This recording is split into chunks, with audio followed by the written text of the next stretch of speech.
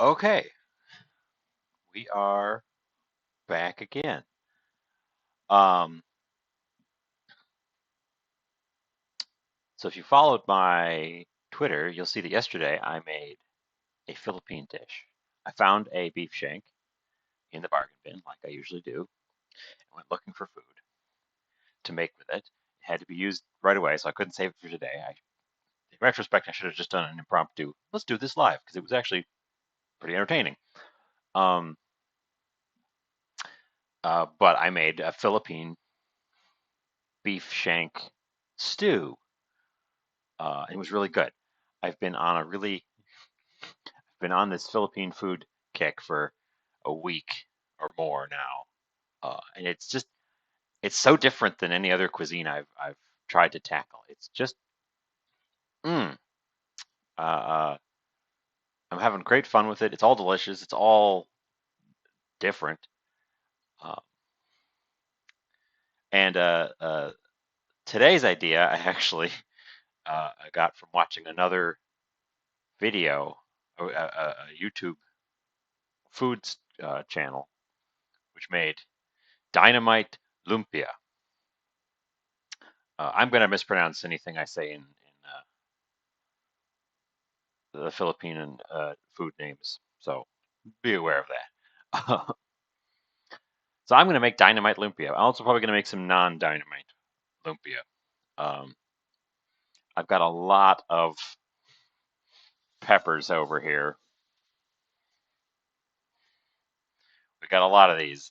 The dynamite ones are stuffed in these guys. These are not sweet peppers. These are hot peppers. So um, that's going to be fun. They're also fried, so we're getting out the fry oil again, and we're doing another. I'm not going to deep fry them. I'm going to try to do a shallow fry, but we're still doing fry oil. So that's going to be fun. Haven't done that one for a while. I'll just break out the thermometer. Uh, but yeah, fun stuff. I do have a recipe, a reference recipe here because I don't trust myself to remember what I'm doing start to finish.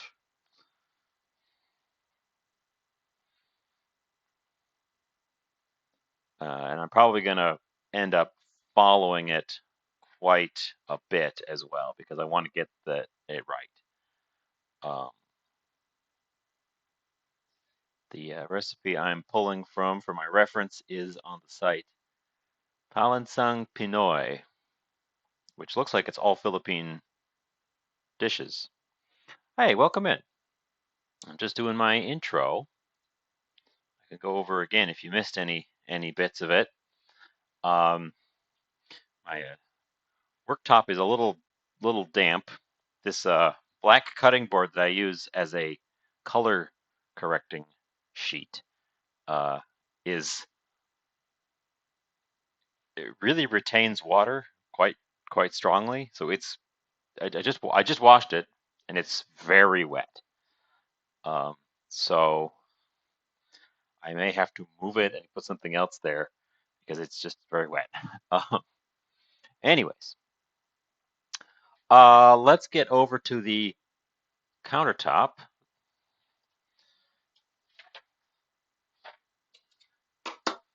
and clean up my board here. Clean up the gentleman.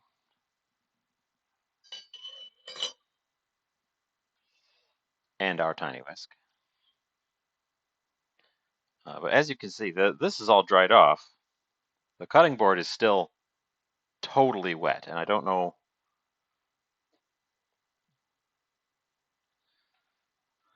I mean, I suppose just towel it off. I thought it was going to air dry because it's just a sheet of plastic, but I guess it really clings to the moisture. Um,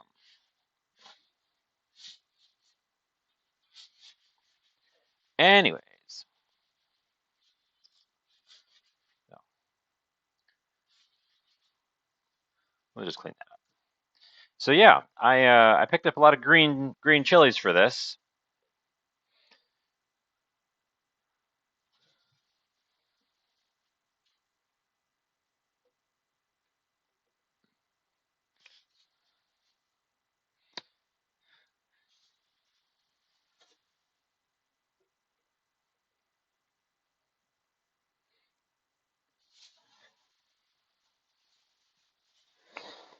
Perhaps too many. Some could argue too many. And I had to take this one because it's got a little friend growing on it. Uh,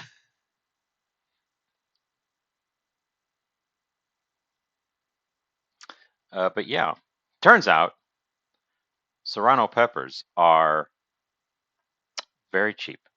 This was $1, and they're not in season. So I'll be eating spicy food. Oh, hey, William. 1, 2, 3, 4, 5, 6. I haven't seen you for a while.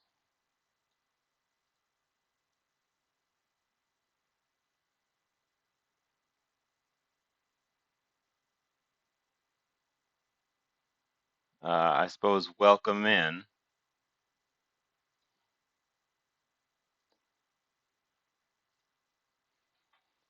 Um,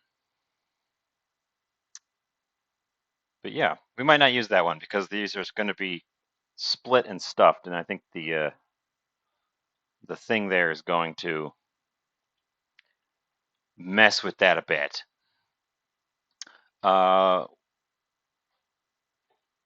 Let's move them aside because they're not the first step of this. The first step of this is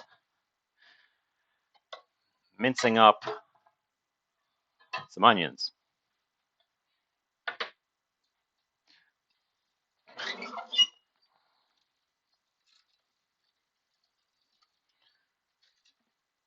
Only got very large onions left, so.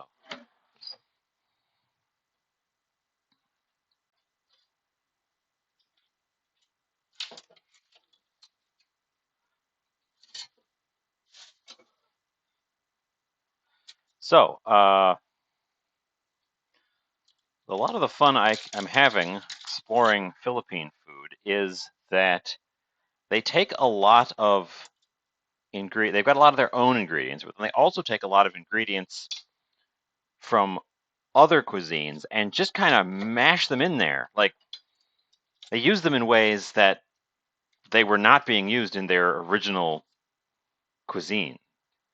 Uh, all sorts of interesting things, and they combine stuff in ways that I don't see in other cuisines.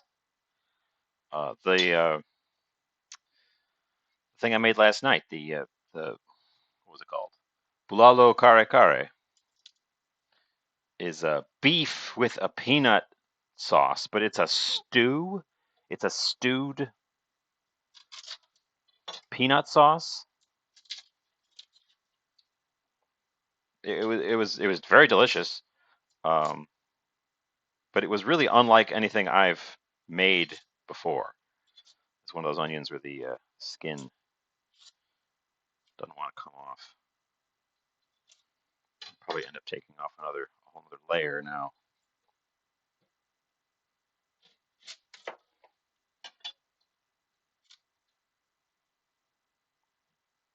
In fact, we're just going to do that. We'll just take that whole layer off, and we'll have a nice onion underneath. Perfect.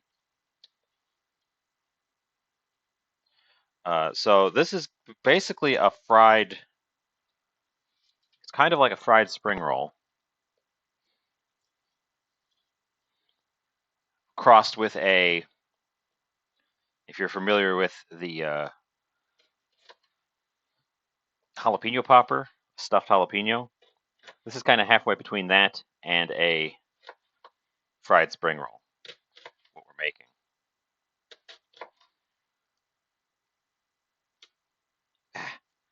These onions are so weird.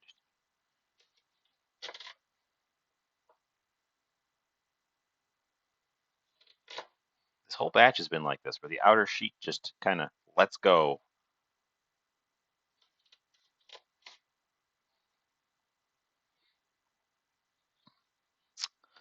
So how's things with you guys today? What's new? What's old?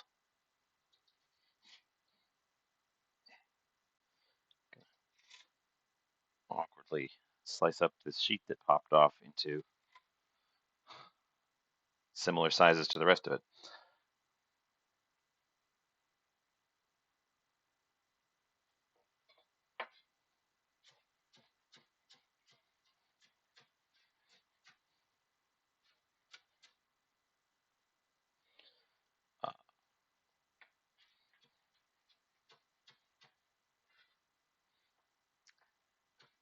The filling of our spring roll. Now, I think if you do this without the pepper, we could try one without the pepper. You don't need to pre-cook any of the ingredients, but the recipe with the pepper has me pre-cooking the filling, and I think that's because the pepper insulates the filling against the oil enough that it wouldn't cook through. There's meat in the filling, so it really needs to cook through properly.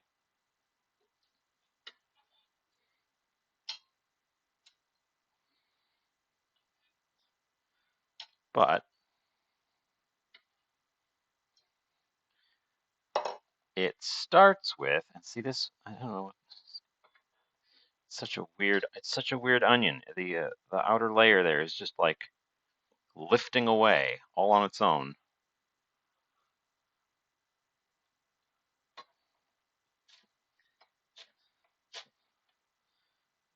Not a big fan of these onions compared to other onions.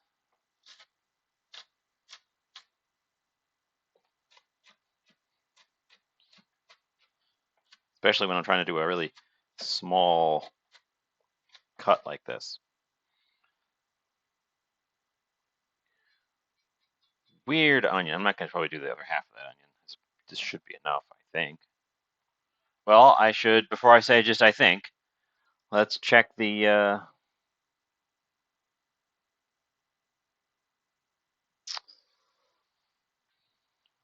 reference recipe. Yeah, your friend asked for an unban a while ago, and he's not getting one.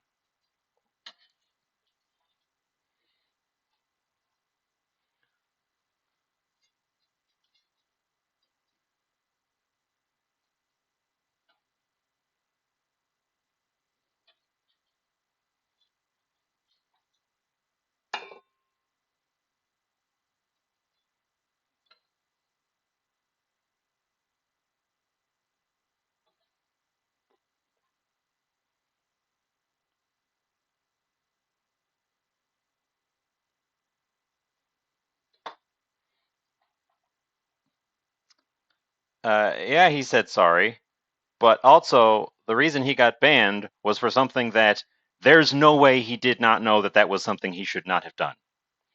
So I don't trust him. I gave the both of you lots of warnings leading up to that.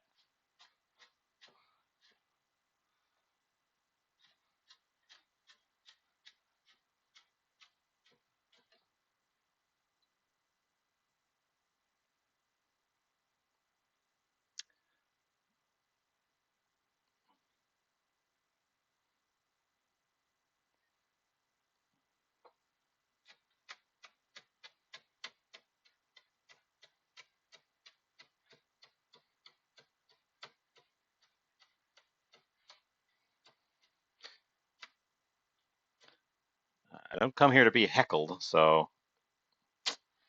and unlike a public audience, I don't have to be heckled. So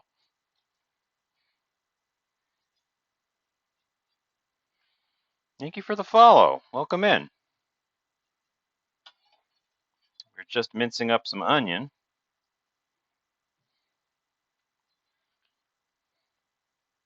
Hello, hello.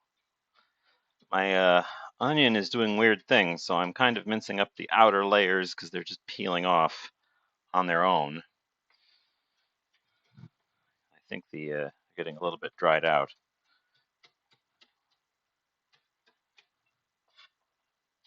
But we're gonna try making dynamite lumpia, which I'm probably mispronouncing. And I want to start with a base of garlic and onions. I've got a reference recipe that I am working off of.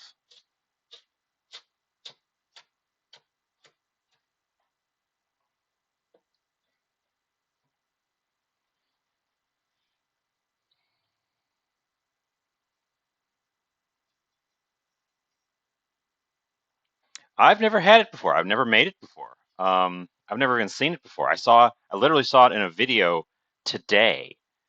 I was like, that looks good. So I wanted to give it a go. I've been exploring Philippine flavors and foods lately, and I'm really loving it. So it sounds great, but I'm inexperienced with it.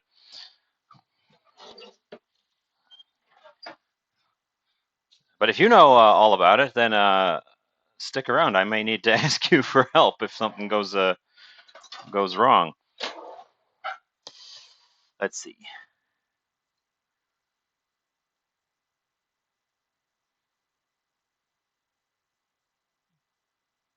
Minced garlic. Yeah, except I'm doing dynamite lumpia, which are wrapped around a green chili, as far as I know. So they got the little stem sticking out the top. Um, I could try making the non-dynamite one too while we're here. Um,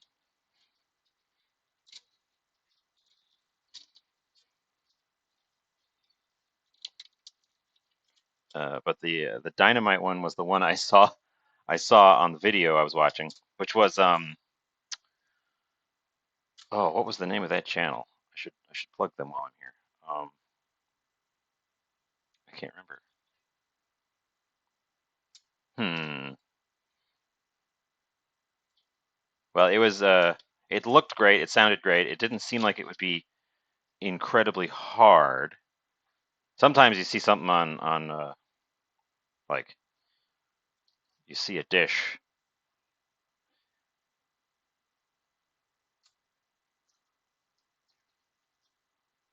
Oh, well, you can at least tell me if the thing I make looks right then.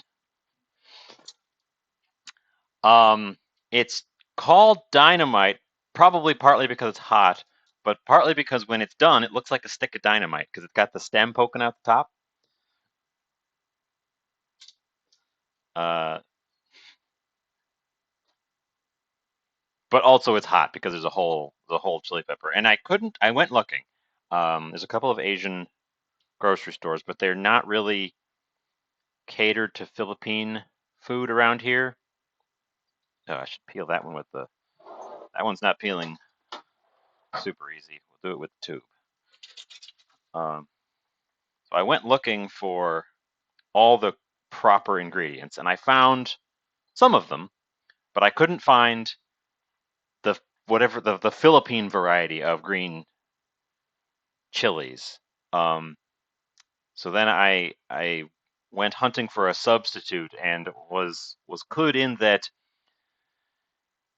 Serranos can be a substitute. I think Serranos are hotter than the ones they use, but I don't know. Again, I've never had the real thing. Do I want to do a mash on? I think I want to do a full. Uh, I'm going to do a full grating on this into a little dish.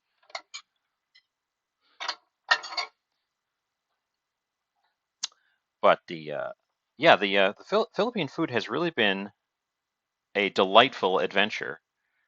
What clued me into it initially was I was looking at because I've been doing a lot of my cooking is very much in the East Asian flavor realm, except for my crazy experiments. So, and I like instant noodles. So I was looking at instant noodles that weren't just the same instant noodles, and I came across. I've got one here because I grabbed some more. I came across these pancit canton noodles. And they are so different from any of the other instant noodles that I've tried.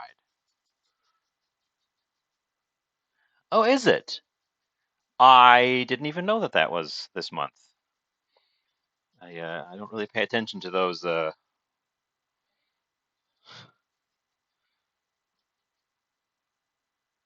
as much as I should, really.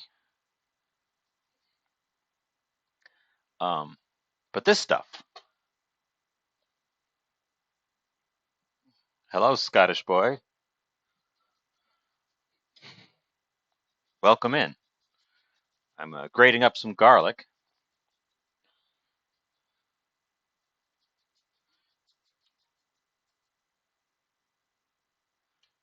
and then it's largely stuck to the bottom when you're done. When you do a garlic on a microplane like this.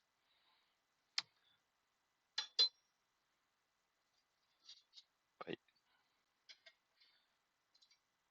so yeah, garlic, onion.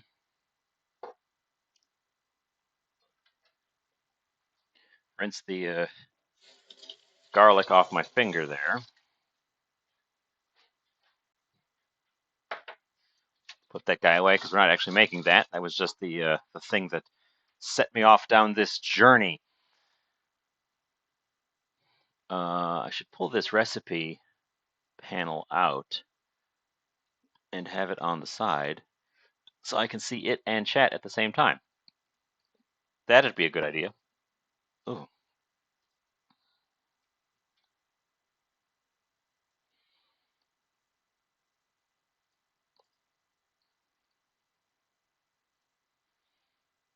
Um, Now the stuffed recipe doesn't have anything other in terms of spices, so I think we start.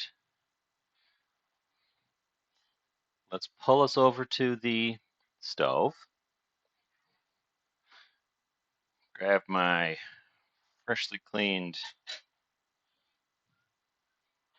favorite pan and some oil.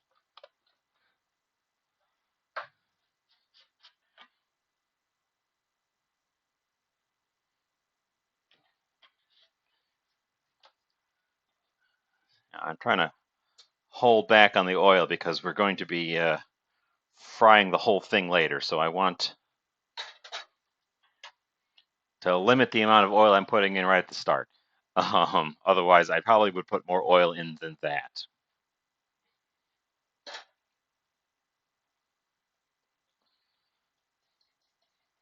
Plus, when the pork goes in, that's going to start rendering some fat into the pan as well. And I don't want this to swim in oil when we're done. Uh,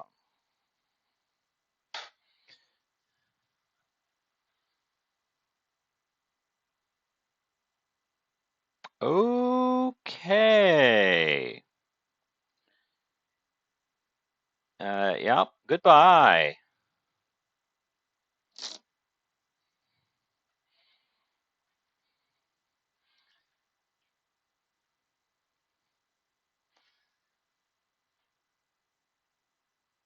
And that's why I didn't unban your friend earlier, because that was your friend right there. And that's why he got banned the first time.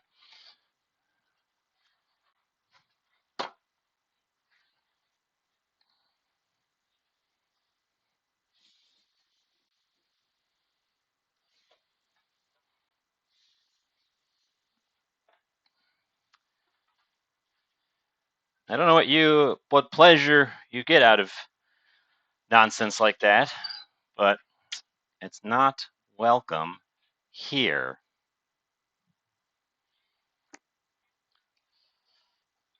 So, saute. Now the pan was cold, so this isn't even doing anything yet. I'm just tossing it around to get the oil evenly distributed.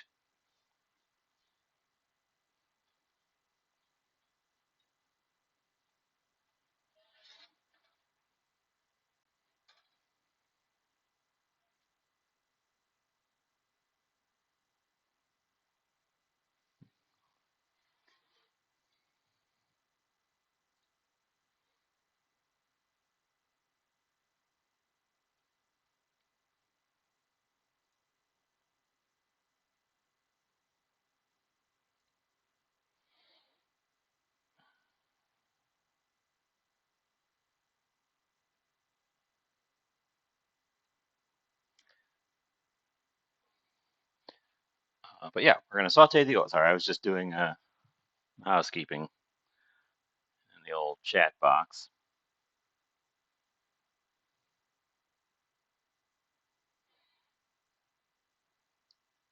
Oh, I missed some chat up there. That's what I get for being distracted.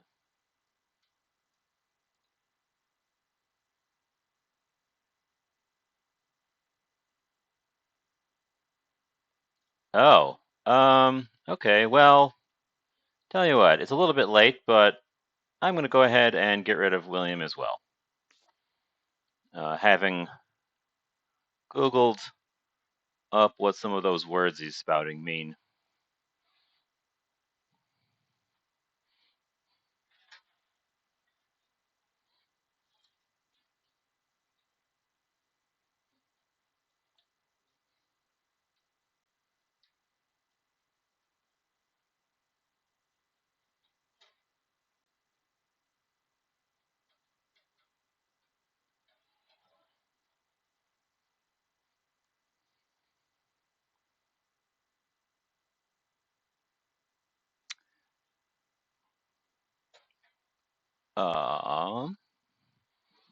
I really should get an actual mod to keep an eye on that stuff. Yes, the friends came back. The guy who was banned previously and his friend, they came back asking for an unban again. And then I couldn't figure out. I banned. He made a second account and came in and started spouting the same crap at me again. Yeah, from like 2 months ago. They came back. They came back around. I don't know what they've got. It takes me half a second to ban them. So if you guys can still see their names in the chat box, go ahead and report them as well, because they're clearly breaking terms of service. I don't know if you guys can still see their names after I've banned them, because it does a purge, but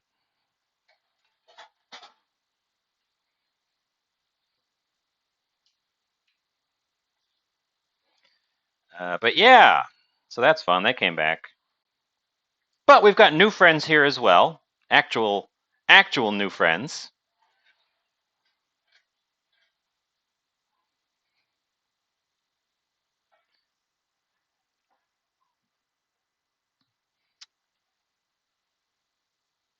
Yeah, I was actually surprised to see them back because they unfollowed me and then re-followed me, which means they kept track of me just for their own, I don't know, professional trolls.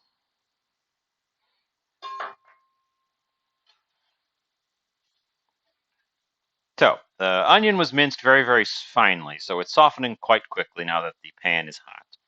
So we're going to throw the garlic in, and it's going to become fragrant very, very quickly. I'm actually going to pull this off the heat because I didn't open the package of pork before I started here. So it's going to, yeah, anyone whose messages were deleted, the both of them were clearly breaking terms of service.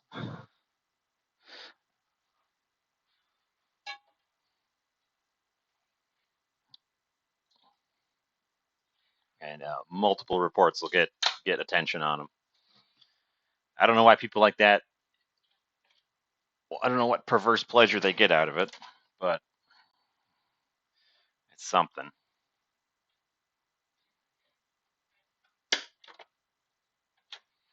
Anyways, I've got a pretty large package of ground pork here. I don't think I'm going to use the whole thing on this. I think I'm going to use half on this.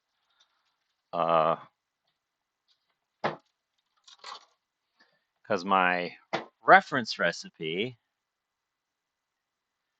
calls for 6 ounces. Wow, that's actually even less than I thought it was going to be. Where did I put that label? Huh. Well, I got quite a bit of onion and garlic there, so I'm going to use half. If I have extra, whatever. I do a big package of meat. Welcome in, Chemical. You just missed a wave of trolls washing over me. It was mildly annoying, which I guess is what they're going for these days. Mild annoyance. Anyways, we're taking half of this.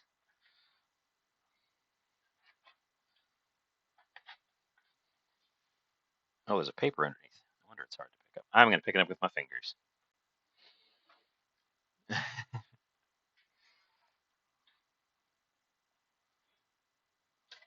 That's okay. We're not too far in. I've stuck with my previously fixed schedule, and started at 5. So we're not actually that far in today. I'm going to use my stiff-edged spatula here to break up the pork. Now, we're not going for a really hard cook on it, because it is going to be fried, but I need it to cool off before I can work with it further. So it's got to be cooked until it's not pink, because it's not going to get enough heat once it's bundled up inside its pepper and its spring roll wrapper to fully cook from raw without the outside burning to a complete crisp. Oh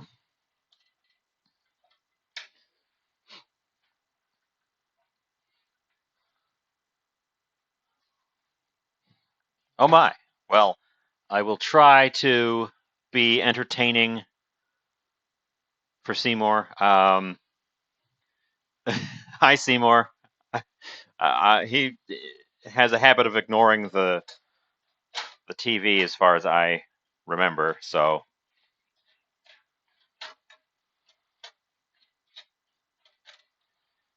yeah, I've never had or made or seen the thing I'm making either. So, but enjoy your dinner. Enjoy your dinner engagement. I will, of course, post pictures.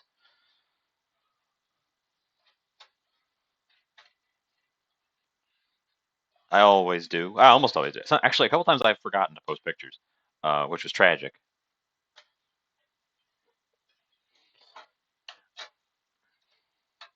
I'm. I know I'm trying to stick to a schedule here. Uh, being on at certain times, on certain days, so people know when to show up. But like what happened yesterday, I found a nice piece of meat that had to be used immediately, so I couldn't wait. So I made something with it, and that something ended up being very fun.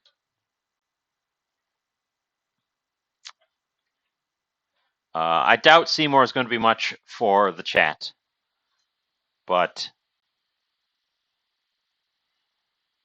we can all say hi to him anyways. Uh,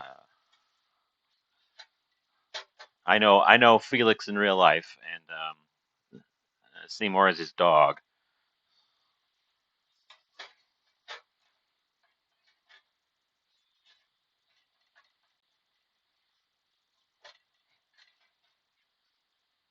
So, welcome our newest viewer, Seymour Butts, the dog.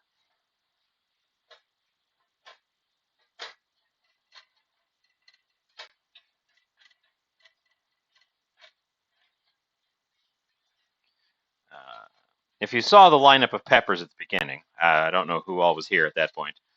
I probably don't I probably don't plan on using all of those. That's quite a lot.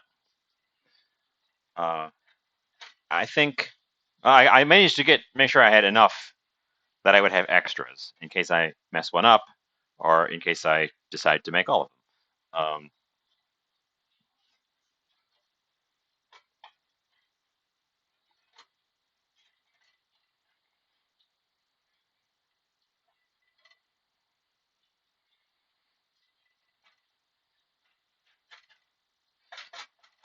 Since we're stuffing this, I want to make sure that the bits of meat are crumbled quite small.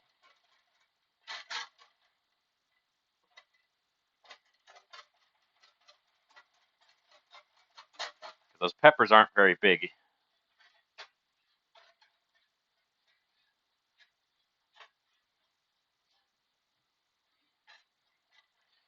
The one ingredient that I absolutely could not find, I'm going to have to substitute for it,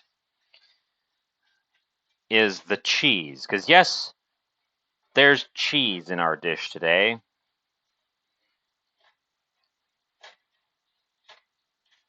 There's evidently, ooh, my, the onions are really building up on the back of my spatula there. There's a variety of cheese that I was utterly unable to locate called Eden cheese. Not to be confused with Edam cheese, which I could find, but is not the right cheese. I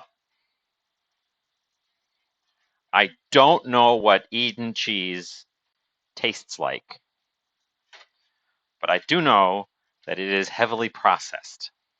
It is not a traditional cheese. It's like a modern cheese product.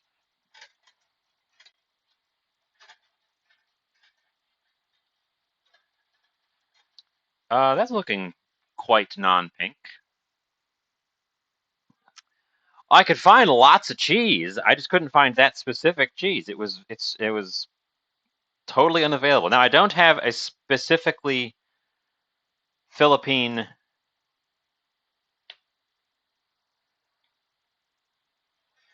population around here.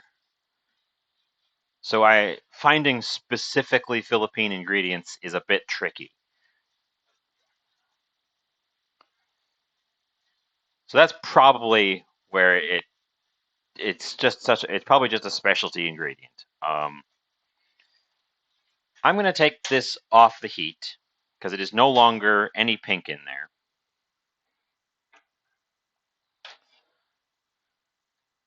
And it needs to cool down a little bit because I am meant to add just a small amount of egg to it so that it sticks together into a goo that I can stick inside the peppers, which we are now moving on to with a small and sharp knife.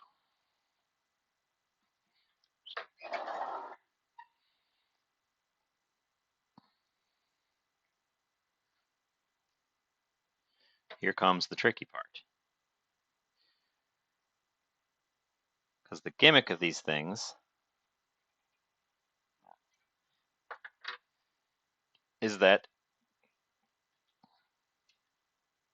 you leave the top on and you get all that guts out of there.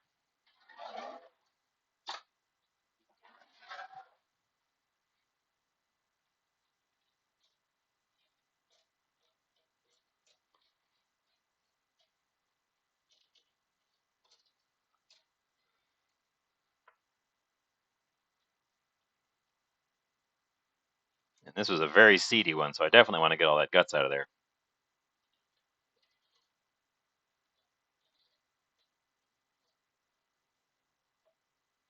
I'm not sure how many I want to do is the thing. I don't plan on doing all of the peppers. I bought enough. They're very cheap, so I bought enough to have extras in case I mess any of them up. But I don't know how many I do want to do. And the extra raw meat, I could also try doing the non-pepper version of this, which is more like a Chinese-style fried spring roll. Not exactly the same. But there's one, all scooped out, ready to go. I also need to make enough of these to make a meal of it, so.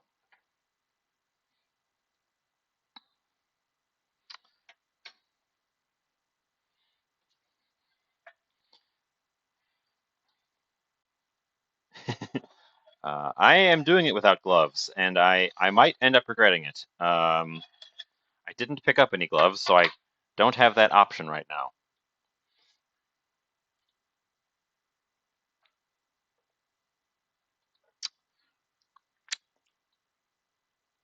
They're hot. They're not crazy hot once you get all that guts out of there. Um, they're also all slightly different sizes. Some of them are stuck together by the stem. Some of them are longer and pointier. I want the peppers that I was seeing in the real recipe were especially long and pointy. So I want to use these long pointy ones. They're very seedy. Sometimes you get these, you open one of these up, and there are hardly any seeds in there. These guys are just jam-packed. A lot of the heat is in the seeds and the ribs that the seeds are attached to, because the spice is a defense mechanism of the pepper plant to protect the seeds from mammals with grindy teeth that will go in there and crack those seeds.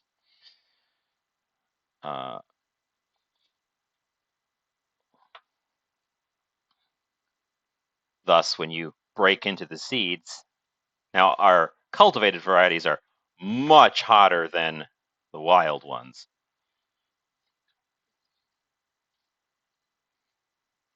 But that's the idea behind it. It's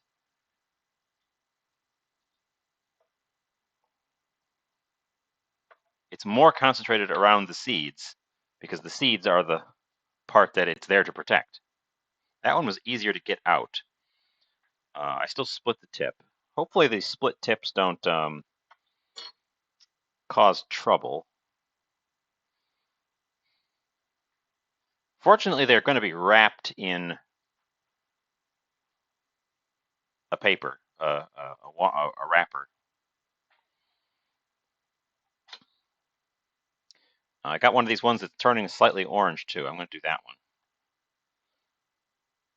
I often will go through the peppers at the store and pick out the ones that are slightly orange, because I guess I feel like they're better. They do continue turning orange if you hang on to them, and eventually you'll have fully orange peppers, which in case of jalapenos, you'd end up paying extra if you bought them when they were bright red. Uh, that one came out really easy.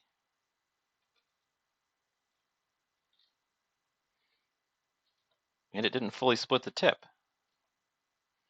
It looks almost like a squash in there.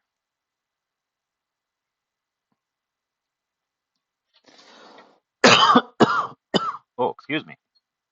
I think there might be some pepper vapors in the air.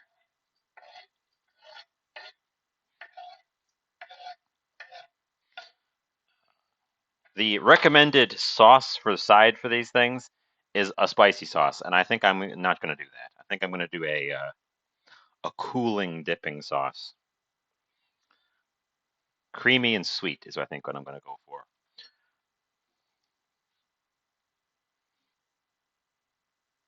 Uh, because that's another ingredient I did manage to find. Banana ketchup. It's bright red, contains no tomatoes, only bananas, and red dye. Uh,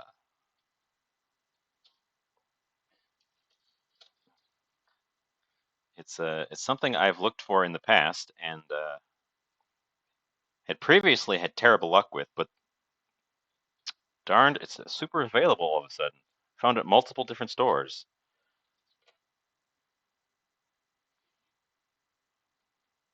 I don't know if there's an economic reason for that or what. That one may have split too much. I think the stuff's going to fall out if I put it in that one. And we'll set that one aside there because I think that one may have split too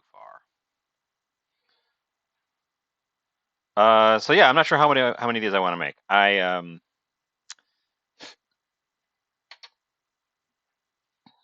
A bunch. This would be a good thing to have someone to share them with. I should get a bigger compost collection bowl as well.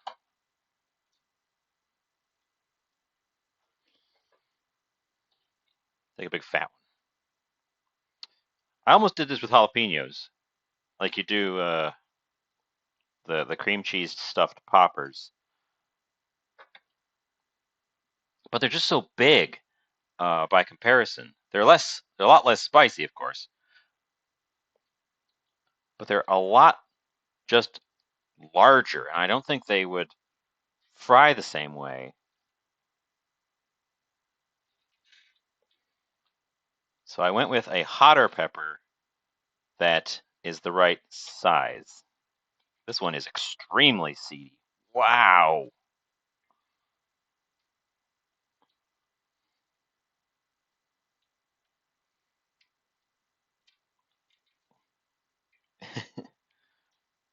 There's a lot of seeds.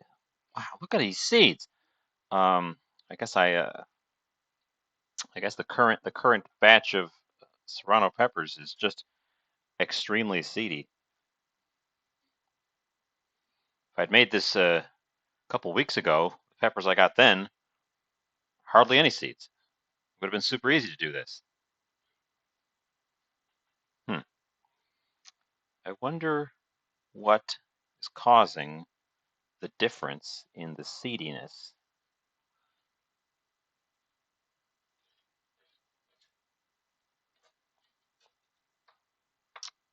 I need a botanist.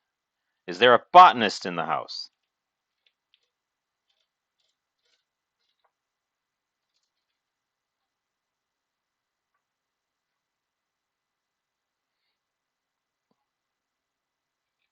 Oh, I wash the cutting board after every use with soap. The cutting board is well cleansed. It's my fingers that I'm a little more worried about. Uh, probably end up Actually, I'll probably end up taking a full shower after this.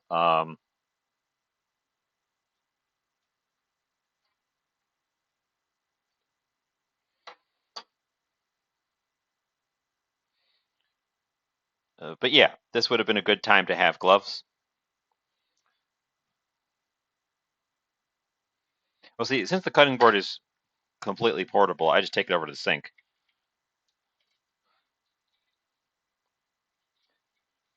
Uh, if it was attached, it'd be a lot harder. Or if it was very large, it'd be a lot harder to clean it regularly.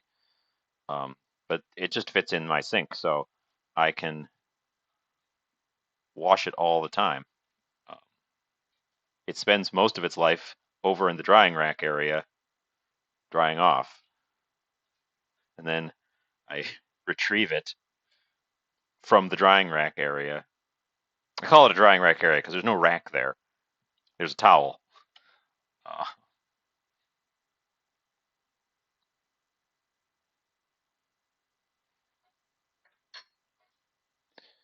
Uh, so we split one of them pretty badly. So we're gonna do a sixth one.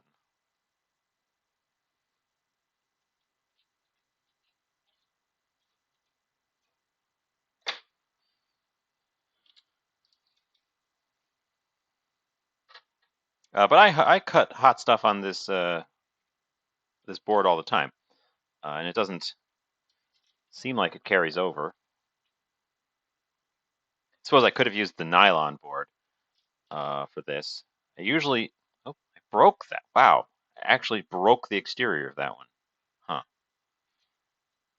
Uh,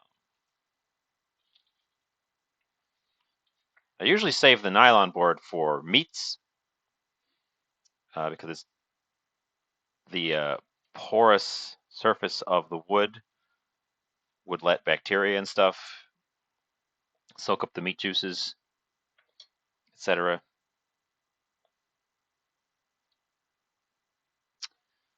But for all of my veggie cutting, I stick with the. I'm standing so much over here. I should turn the camera this way a little bit so you can see me up there.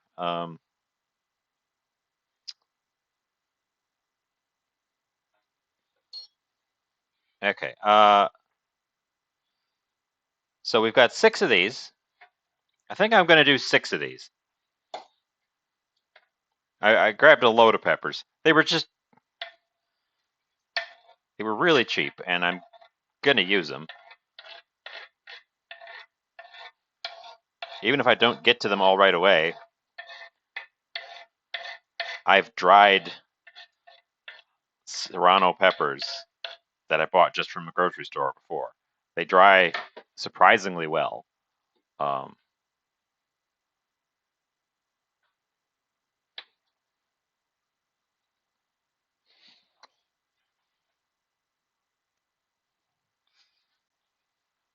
okay, let's move the raw meat out of the line of fire here.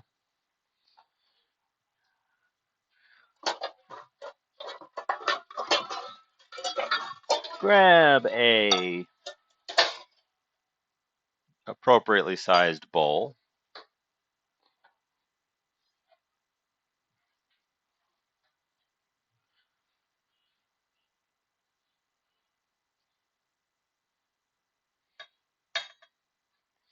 This is now cool enough to handle.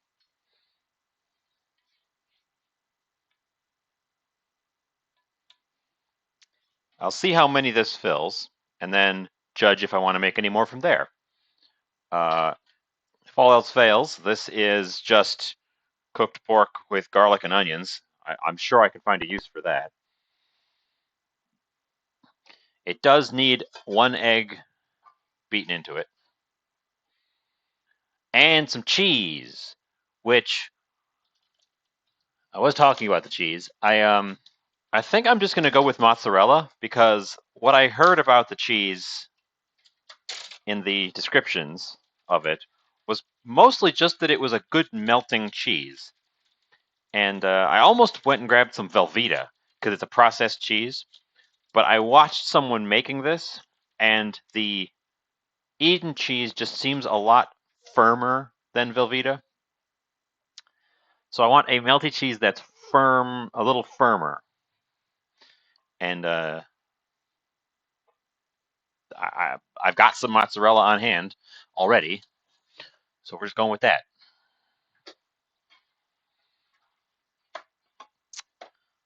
Uh, Boy, the price of eggs has gone up, hasn't it? Speaking of eggs, I keep seeing these reports of like $6, $7 dozens of eggs. My eggs, those ones I just saw there, have not gone up in price hardly at all. They were already a little bit higher than like your average grocery store egg to start with, but I'm still getting them for about $3.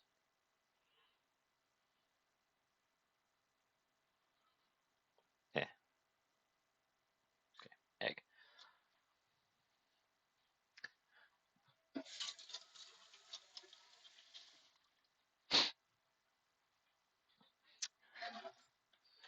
And,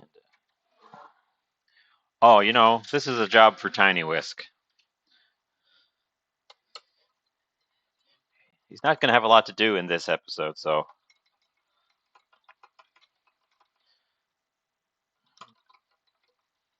The one beaten egg will be his time to shine.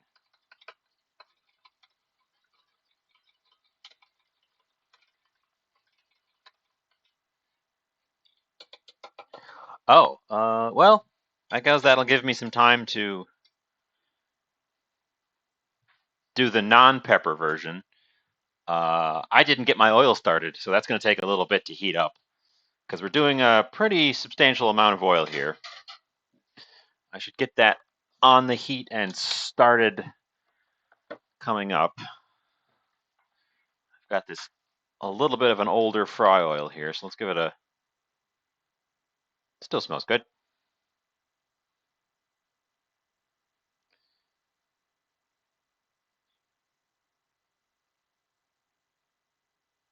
Let's use the whole thing and then strain it out.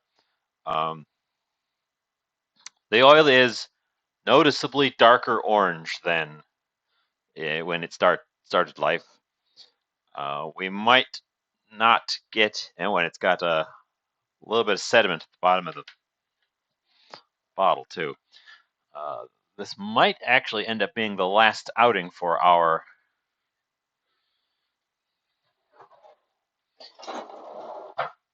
trusty fry oil here. Local farm raised organic eggs to 5 because of the raise in feed. Okay.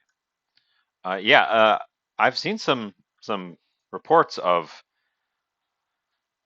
the like the nicer eggs being just crazy expensive. Uh, like $7 for a free range organic egg. Uh, and I have also noticed the like regular plain old eggs, like white eggs that you get at the grocery store, are quite a lot more expensive. I wasn't getting those to begin with. I get a it's a large farm. It's not a like a local farm. It's a large like production farm. Um, but it's not very far away. So I'm saving on shipping, like the carbon footprint of shipping by not being super far away.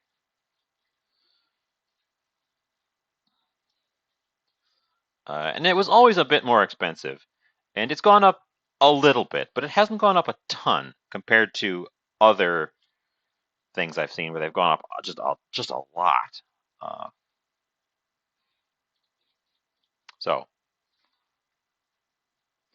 yeah, I suspect it's a combination of our all the supply line issues. That's definitely one.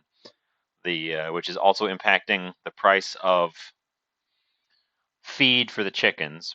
But then we just had that big wave of bird flu, which might still be going on, and that will definitely have impacted the flocks a lot.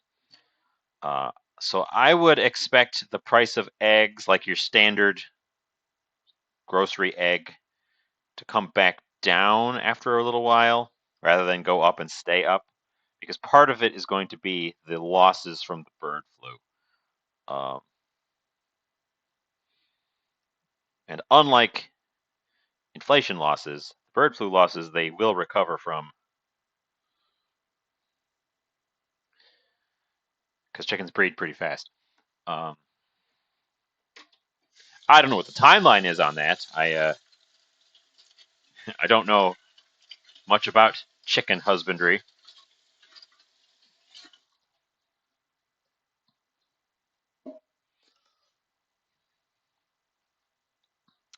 Okay, so that guy, that's definitely more than's going to fit in these things. Um, oh, I've got my fancy schmancy cheese cutter. Fancy schmancy cheese cutter.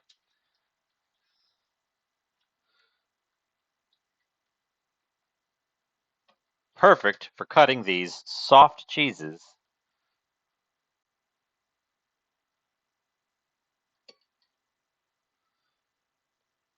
that normally stick to your knife.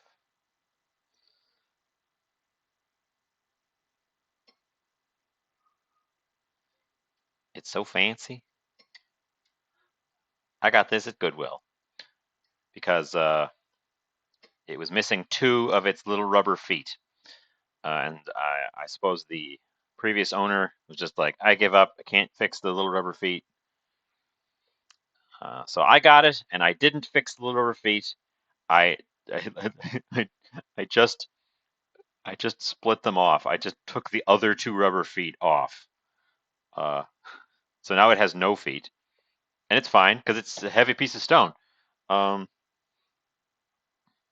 I'm not I'm not slicing like a paper slicer.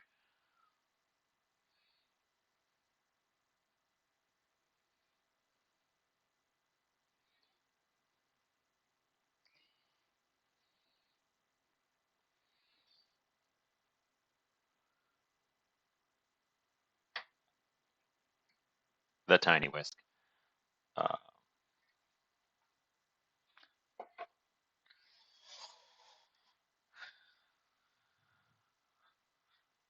so that slicer actually gets quite a bit of use these days in my kitchen. Uh,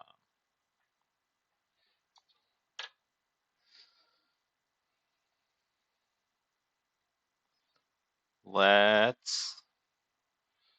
Yeah, this is ever so slightly damp from all the vegetables I've been cutting on it, and the fact that I had just cleaned it. Uh, so I don't think I want to put my spring roll wrappers directly on here. I'm afraid they might stick. So we're going to set it aside for now and get out the nylon board, which I know is dry because I washed it yesterday.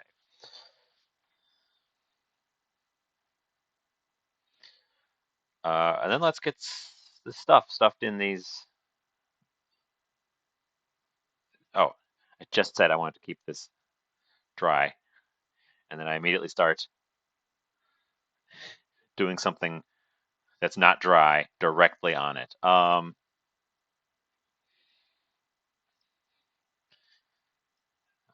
a thinking man, evidently.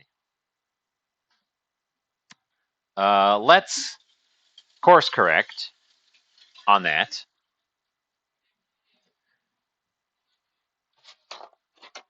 Clean that little schmutz off of there.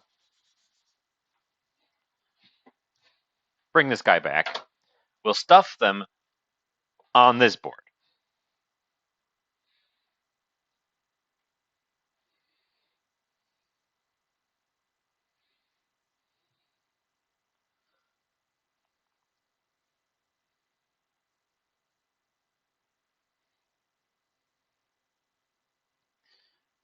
And then set them aside. Also got oil on the heat behind me, so I need to keep peeking over. I can't see the dial's not even pointed at the camera. Even if it was, it'd be too small. The dial's pointed directly at me, so I can see it when I look over. I want to make sure my oil doesn't go too hot. If it does, it won't be the end of the world, because that oil's been through a few fries already. And they only last so long. Even when you filter it and hang on to it, it only lasts so many fries before it just needs to be replaced. So it wouldn't be the end of the world to lose it. I wish this pork mince was a little finer.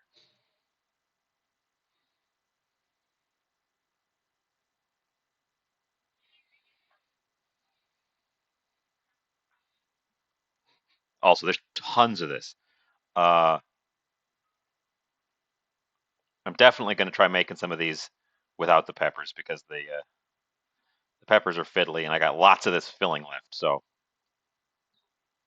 we're going to do some fun ones with the peppers, and then we're going to do some not fun ones without the peppers.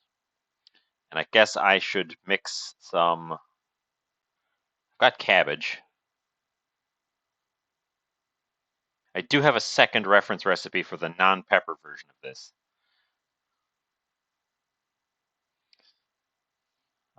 I planned ahead.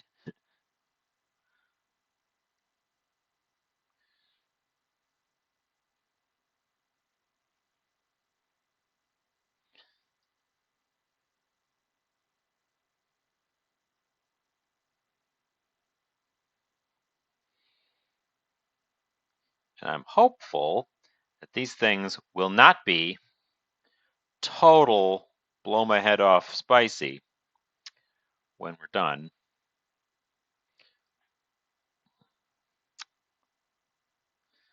That the all the stuff I'm adding, the cheese and the meat and the frying, all that will work to temper the raging heat of the pepper. I still expect them to be spicy. I'm just hoping they won't be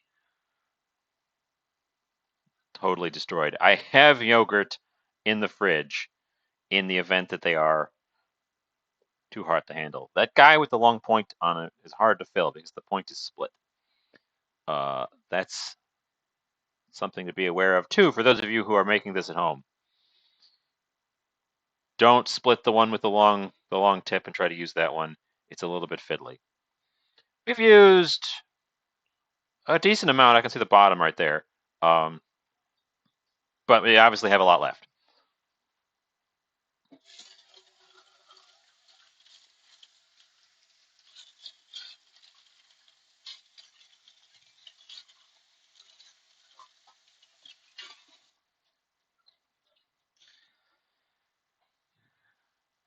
Okay.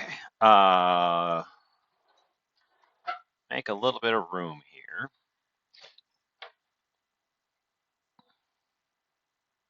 Move the whole board over.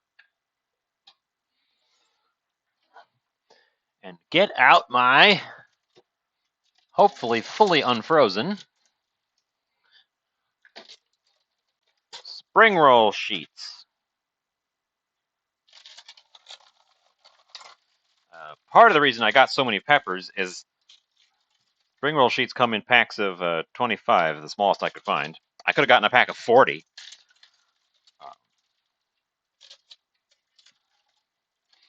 I figured I would. I've got to use these up. Once I've got them open. Maybe I'll try making this stuff repeatedly. Who knows?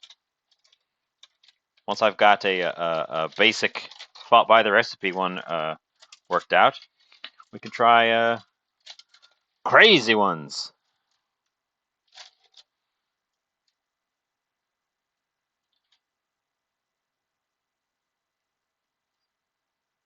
It really wants to. They really want to stick together, but they're nice and pliant. Or is that two? Or is that was that one? Or is that one that's splitting?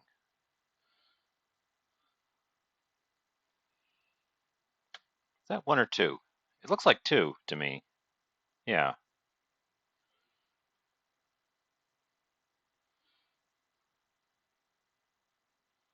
Okay. Now I looked this up a bit. You take one corner and you fold it down.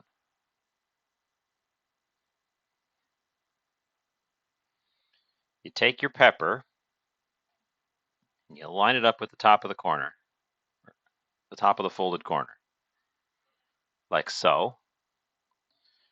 Take the bottom, fold it up,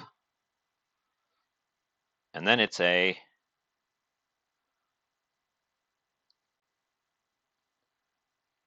over and roll.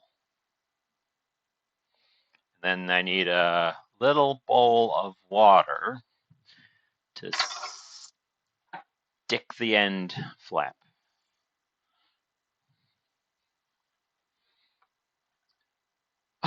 Madison, oh, hello. You've come just in time to see me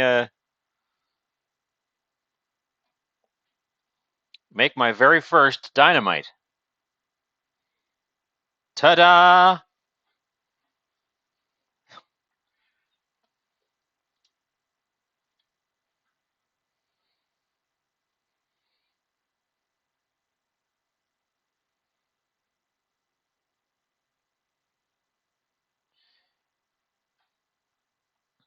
They are stuffed with pork, garlic, and onion. There's not a lot of extra spices going on. Oh, and a piece of cheese.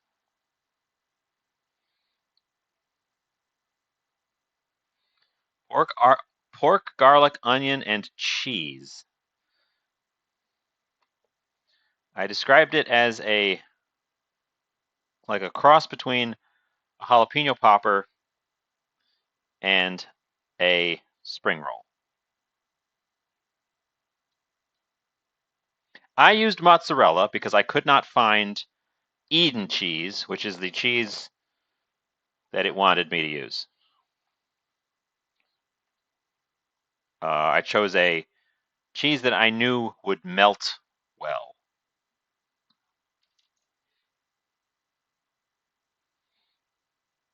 But had some firmness to it because that's what from what I could see, were the properties they were going for with the Eden cheese.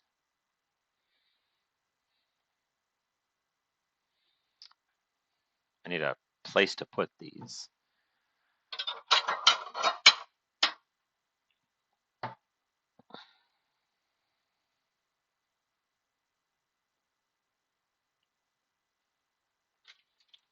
They're going to have to stack up slightly off camera because I'm running out of room in the periphery here.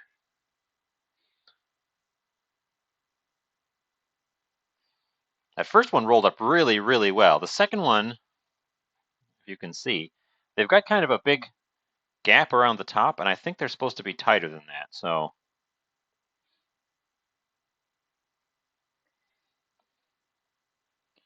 I will attempt to get this one a tighter seal. This one's even shorter.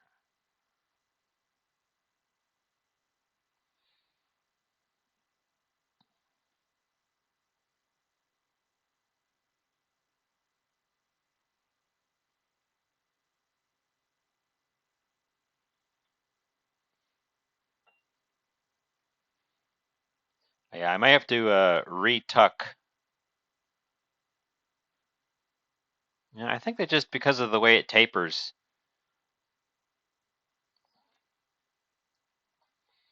I saw a bunch of various pictures of them, and some of them were so loose as to literally be open at the bottom, and you could see the pepper hanging out, not just at the top where the stem is, but down at the pokey end, pointy end. So I feel like it's probably a little forgiving. I'm hoping it's forgiving.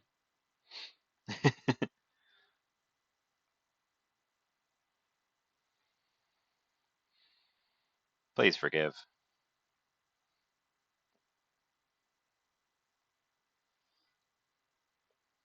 If I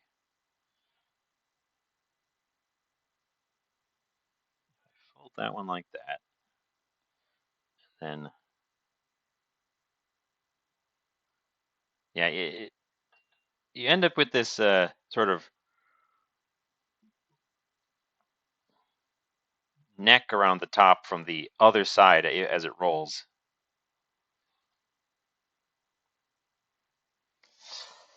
Well, I mean, if it's a total failure, then it's total failure.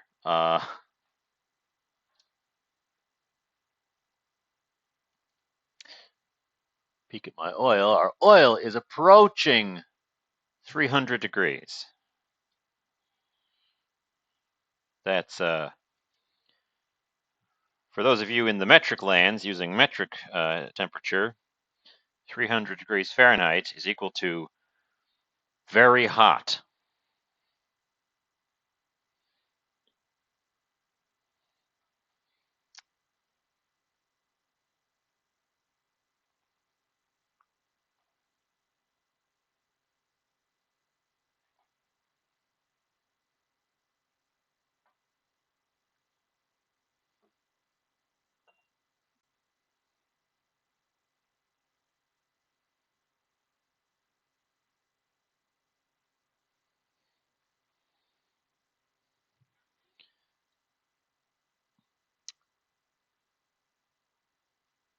I've got a lot of filling left and a lot of papers left. So I probably should make some non-peppery ones, for sure.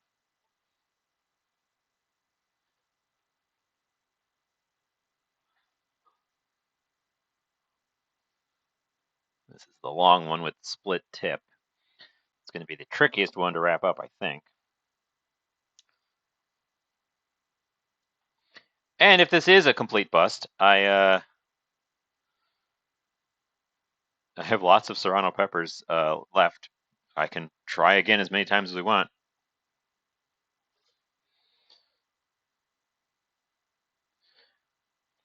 That actually came out great. So this, I use this one as the example. This is why they're called dynamite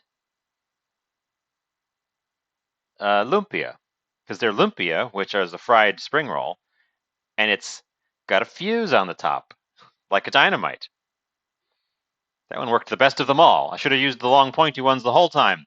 Disregard my earlier caution about the long pointy ones.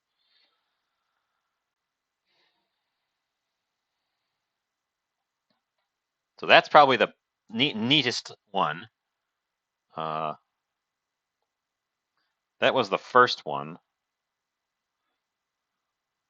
These were the first two. You can see they're much more flared at the top. This one I tried to squinch in the top, and it ended up wide at the bottom. And that one's also pretty good. My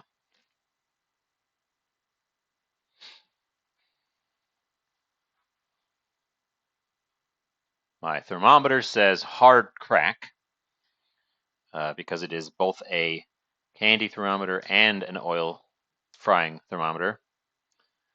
Also, for those of you who are actually curious, we're at 300, or we're at 155 degrees Celsius. Oh, well, we're going to get to the exciting part as soon as this oil gets up to temp, so go grab dinner, but be aware, it's going to be popping and jumping in here before too long.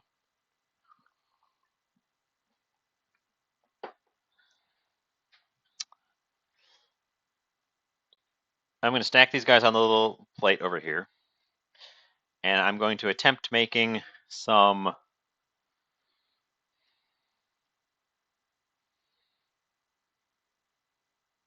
I'm gonna try making a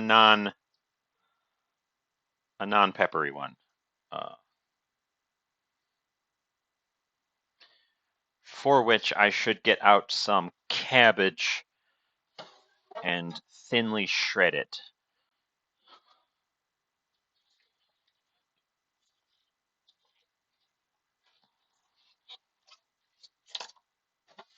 Fortunately, we always keep cabbage on hand for just these occasions.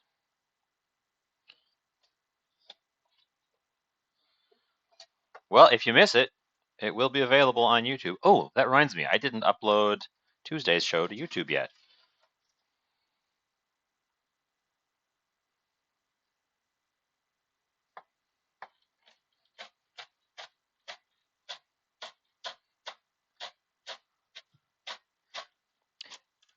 Yes, for anyone watching, if you miss my show or any part of it, and you don't get around quick enough to check out the VOD here on Twitch, because they only save them for so long, I have uploaded all of them as is, no editing, so they're not incredibly thrilling viewing, to my YouTube channel.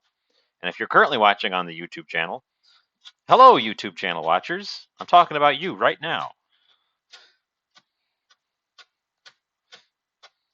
This is Jovial from the past saying hi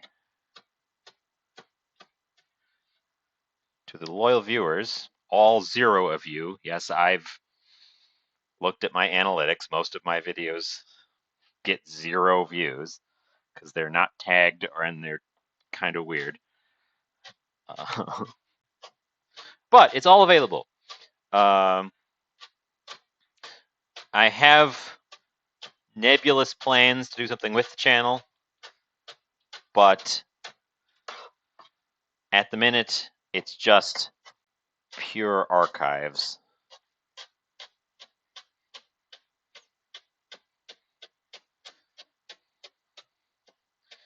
In fact, if I ever do something with the channel, I'm going to have to move the archives off of it somewhere else so they don't clutter it up.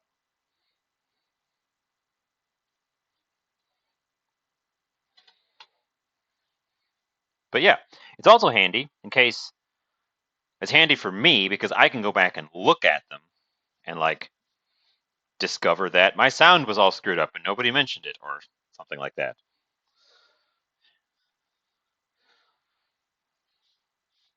Review my recipes.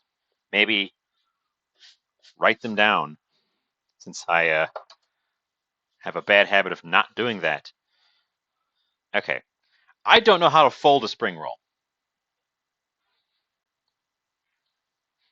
So I'm going to duck into the internet for a quick moment here. How to fold a spring roll.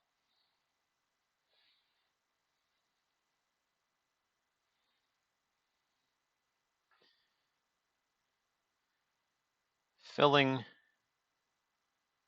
there, fold, wet the tips, fold, roll, wet the tip, fold. Okay.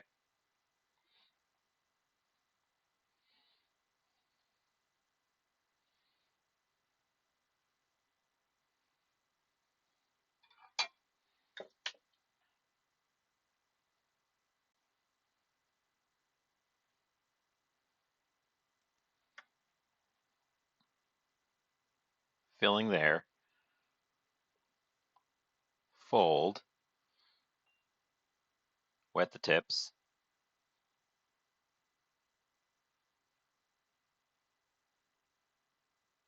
fold, roll, wet the tip, roll. Spring roll. Beautiful. Perfect. Glorious.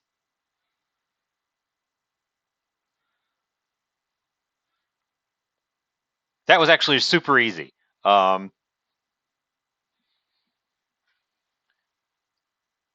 oil is pointing right at 350. I want it to be a little bit higher than that before I start. May next week, send me a lobster. I'm going to pass, but thank you. I do love Maine lobster.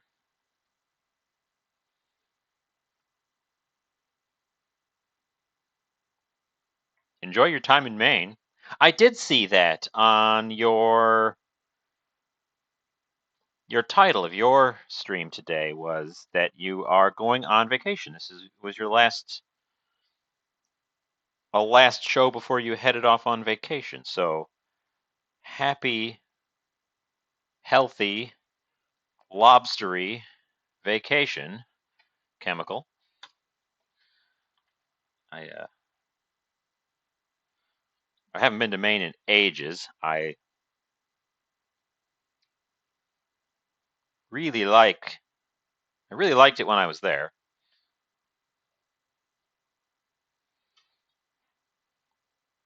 I would agree with your wife on that. Make a vacation a vacation.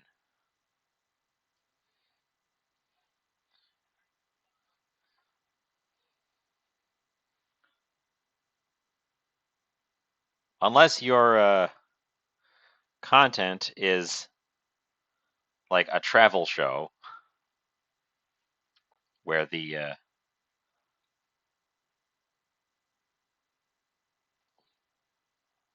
traveling is a part of it.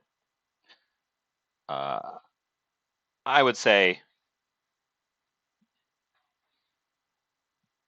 take a break. Take a break from it. My oil is smoking slightly. That suggests that it's too hot. So I'm going to give it a quick stir to see if the thermometer is just in a bad spot.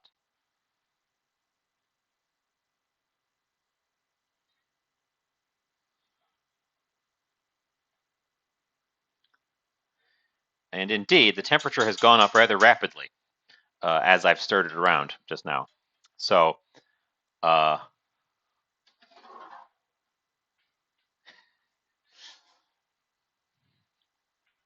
we're going to switch over to the stove.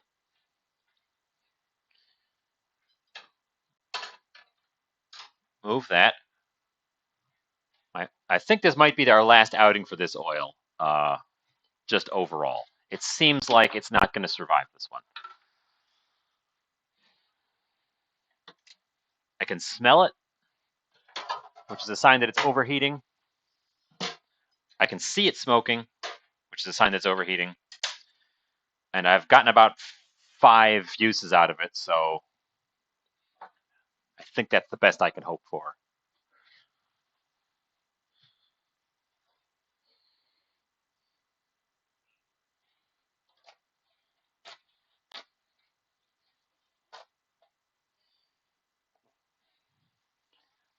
We're setting up a draining station right next to it.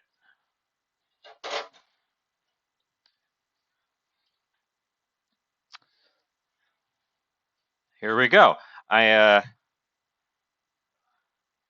a little afraid of these, so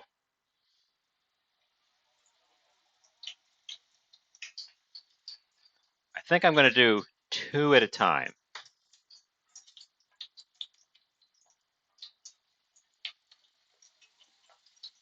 Oh, it's too hot. It's definitely too hot. Wow. I think that first one is burning.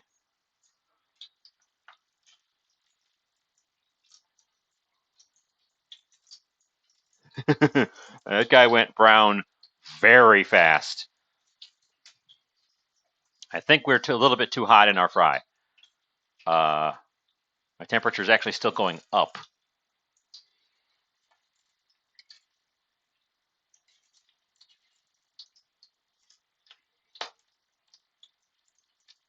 Come on.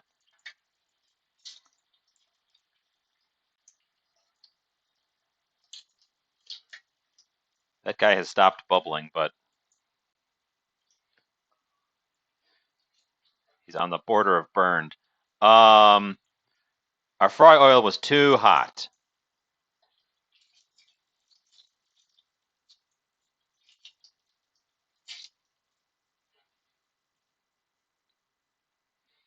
So I've turned my burner down,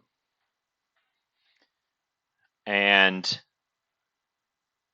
we're going to let it chill out a little bit.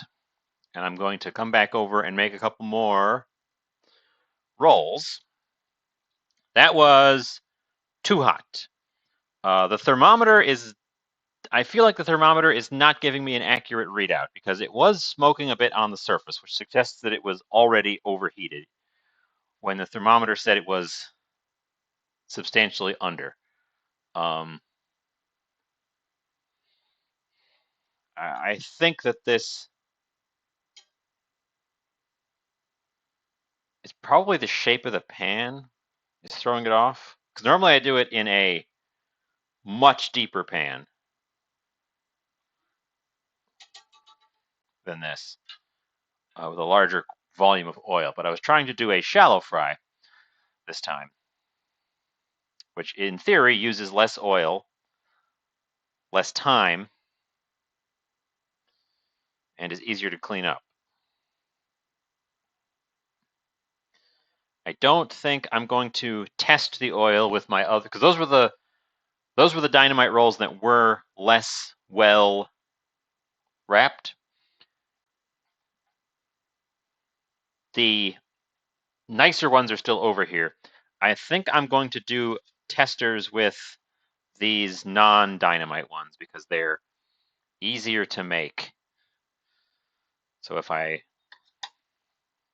would like a nice dynamite one to come out of this.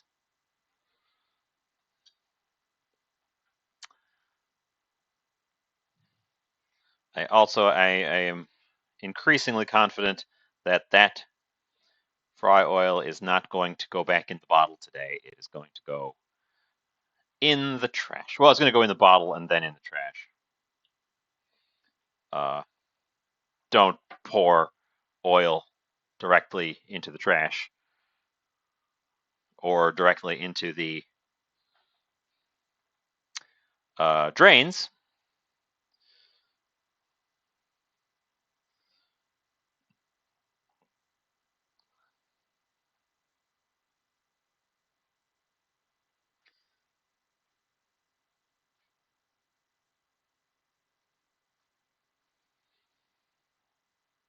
Spring roll.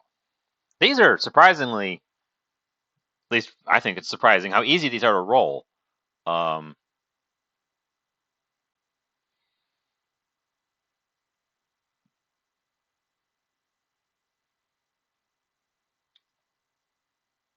thought these were going to be much trickier to get working, but they have been just delightful to work with.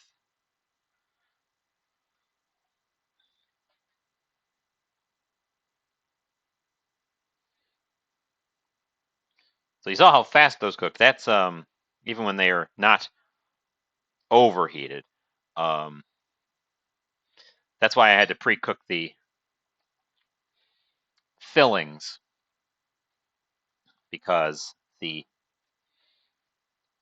not in there long enough to get the pork cooked through just by frying.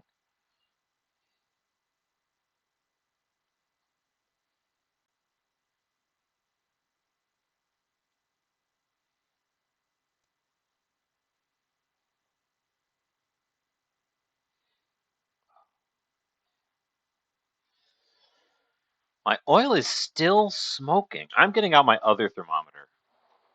It also just gave me a ping. I'm getting out my other thermometer and I'm going to give it a test temp on the other part over here.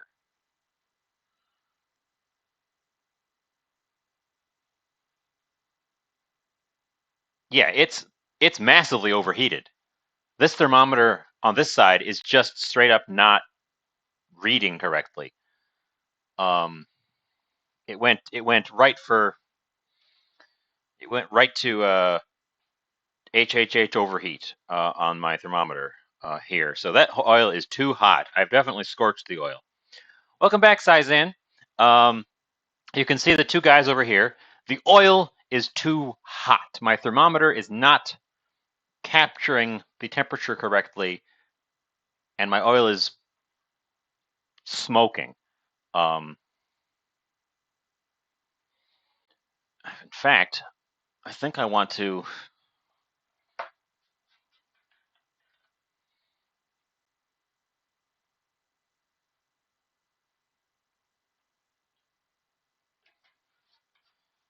I've added some cold oil to it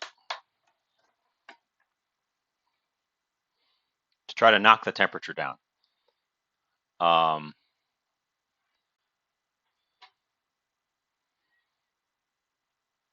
Because smoking oil is not good. The smoking means it's oxidizing and it's becoming even less healthy than oil already is. Um,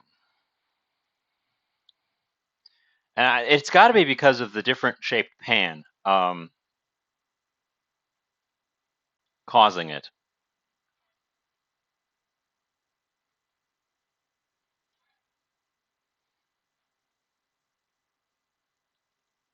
Can you hear that? They're pretty hard on the outside. Um, let's let's break into one of them and see what they look like on the inside. So I've added more oil, and I've turned the burner clear off.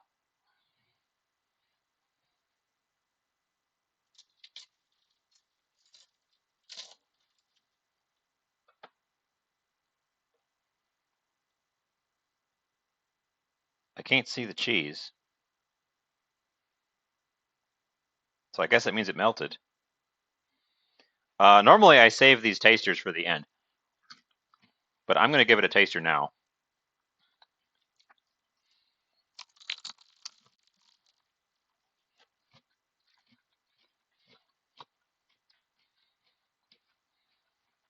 Mm.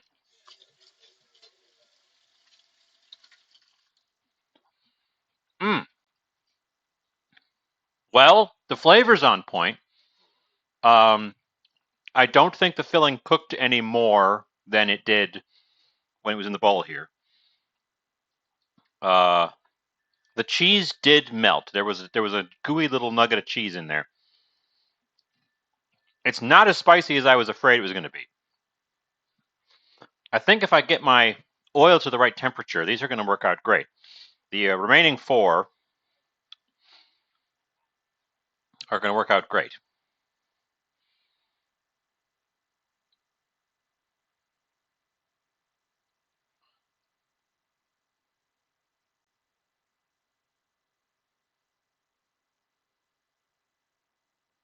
Okay, our oil is still overheat, but it didn't get there immediately. It took longer. And it's not smoking anymore. So I like this. It's got a good crisp exterior. It's got a nice pork flavor. The spicy pepper is definitely prominent, but it balances out with the rest of the stuff. I think if I cook these properly at the correct temperature, which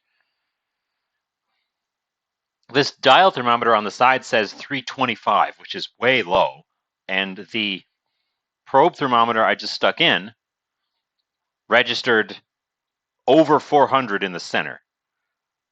So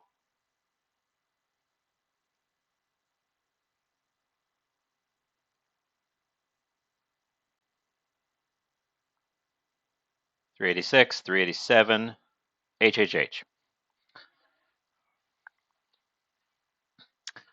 So I guess I can't trust this thermometer. What could be causing the temperature change? The thermometer is too hot to move around right now. I was counting on that thermometer to be my guide.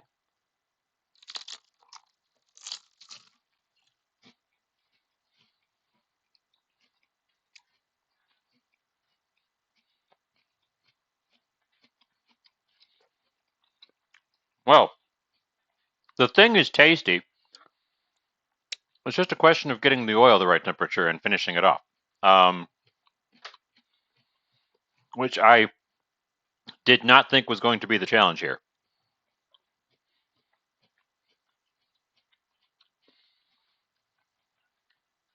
Again, I've never had these before for real, so I have no point of comparison. There's the inside.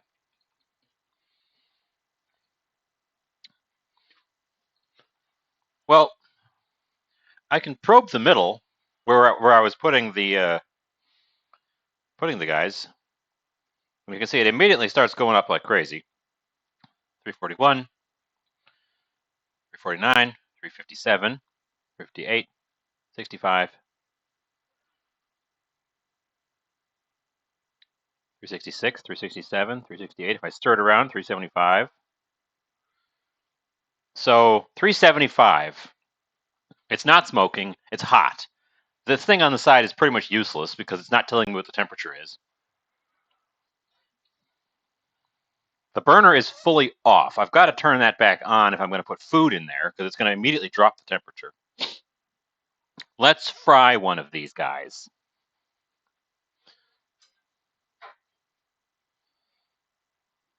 Because they shouldn't be frying in 30 seconds.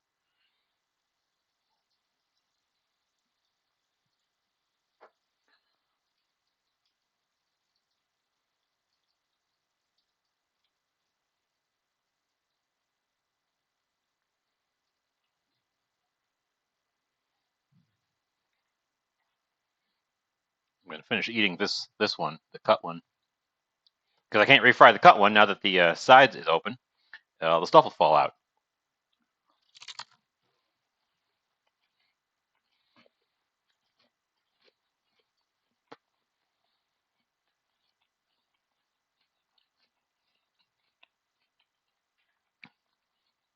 I suppose eventually I'll just have to invest in an actual fryer.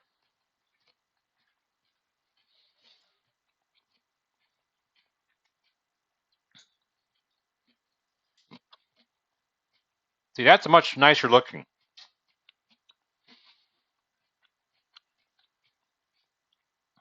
It's not immediately turning dark brown on the edges. It has time to sort of float around in there.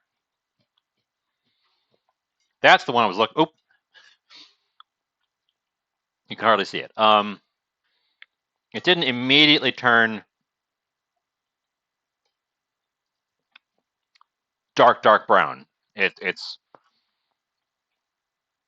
a good crispy color instead. In fact, it's probably a little bit under on the bottom.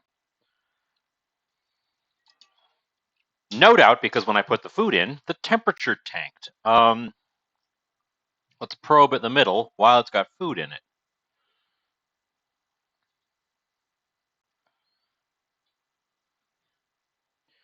I'd like it to be between 350 and 375 for the duration of frying. And we look like we're struggling to get to 350.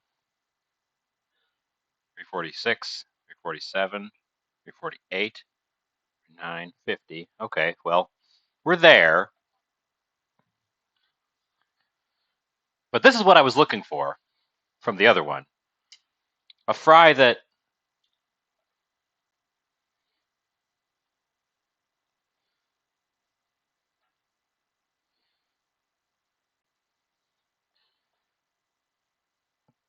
you can actually handle before it goes up in smoke.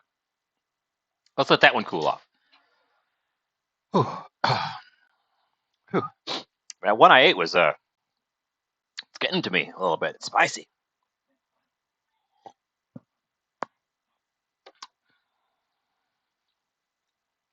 Okay, I've got the burner back on at a lower point than I had it before. It looks like my thermometer here is about 50 degrees off the mark, which is terrible.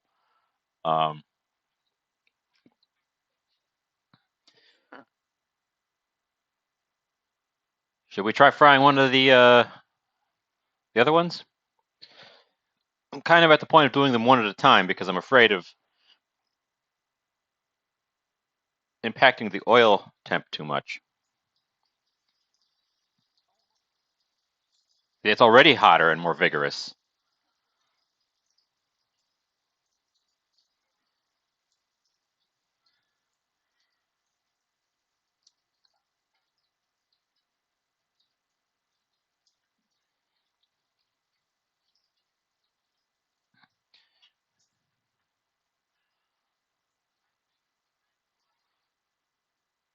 I had hoped to be able to throw one in to fry, come over, wrap up another one, and by the time I wrapped it up, be able to go over and retrieve the first one. This one's going a little bit crackly on the surface, which is nice.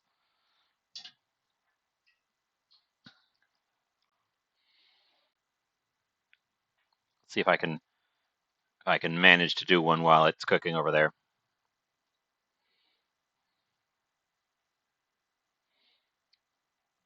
Since I want to at least use up the cabbage that I sliced. Keep an eye on it, will you?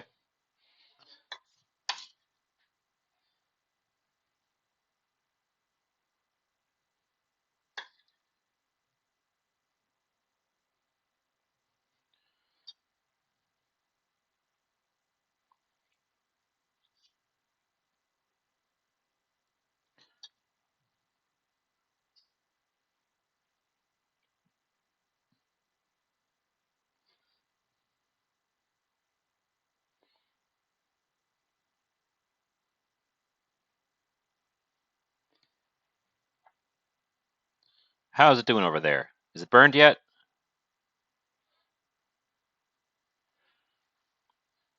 Yes. Not intensely, but just starting.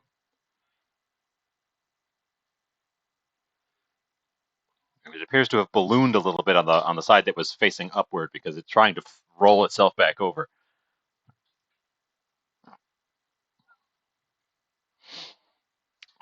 And let's take a temperature. Take its temperature. I hate having to manually take its temperature with the guy here.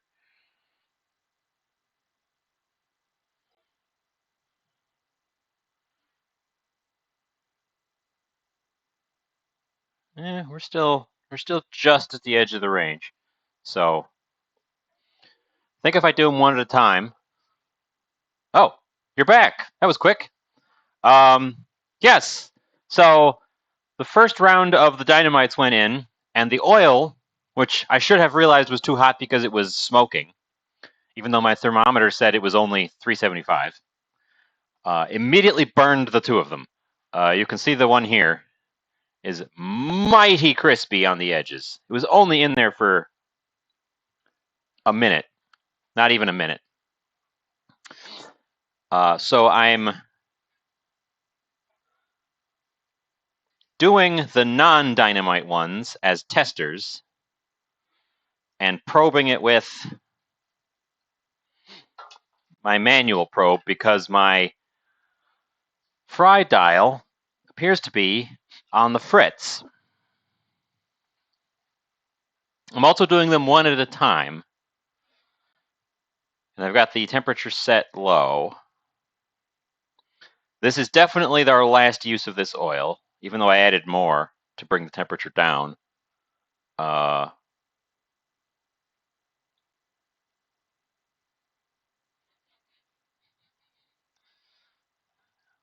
Which is fine. I've gotten several fries out of this. Let's try one of the dynamites, since Felix is back.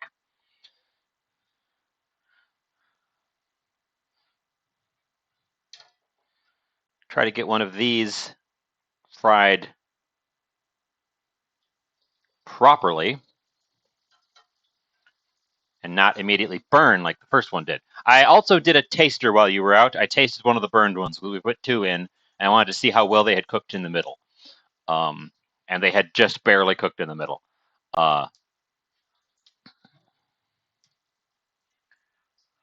So I won't know what they taste like properly fried. I know the flavors work pretty well on the little weird half fry. The thing is, I thought I had my oil well gauged, and I have a thermometer the thermometer is literally telling me the wrong temperature. That's the problem.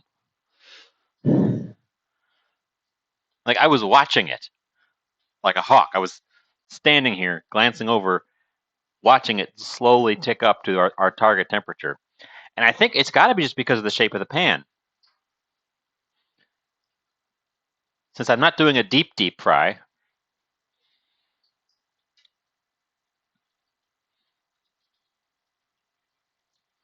but you can plainly see that it has not immediately exploded or charred.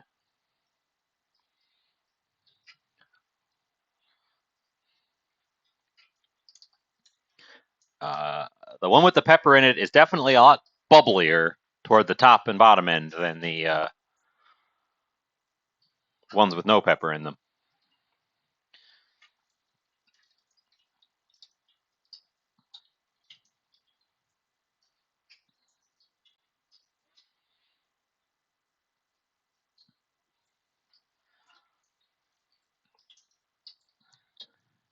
And since I'm trying to do a shallow fry instead of a deep fry, I'm turning them because they poke out the top.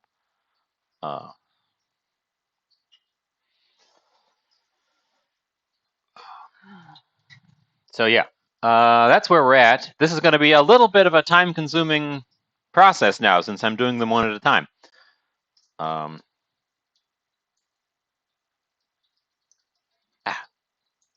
But they come out quite hot, so they should be okay to retain their heat while I work through them. I might try 2 at a time if the temperature starts to come up anymore, just as an effort to bring the temperature down using food items.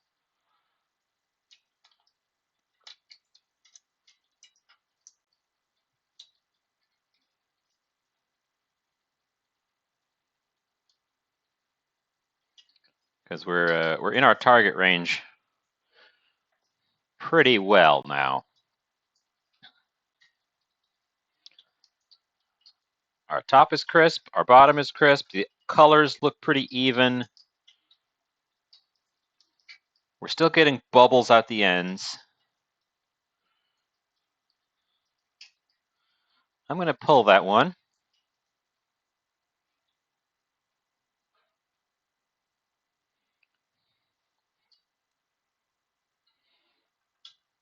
It looks good. Let's try 2 to speed things up, but not 2 of the same. I'm going to do 1 of each.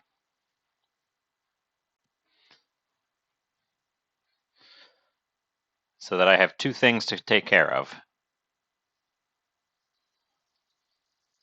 Oh, that one rolled itself over. Okay.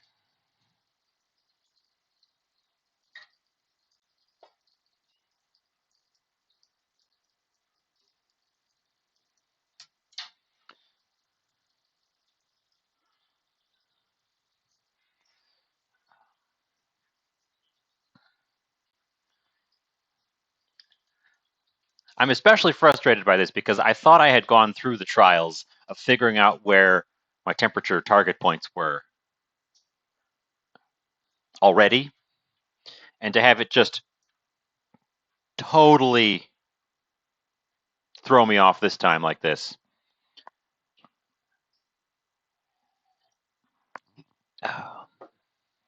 Ain't super pleased. These guys are coming out with a nice even color though, so I think I'm, no, not that guy. That guy's the original one. The disaster. But I think I'm getting them a bit better. Come on. Roll over. There you go.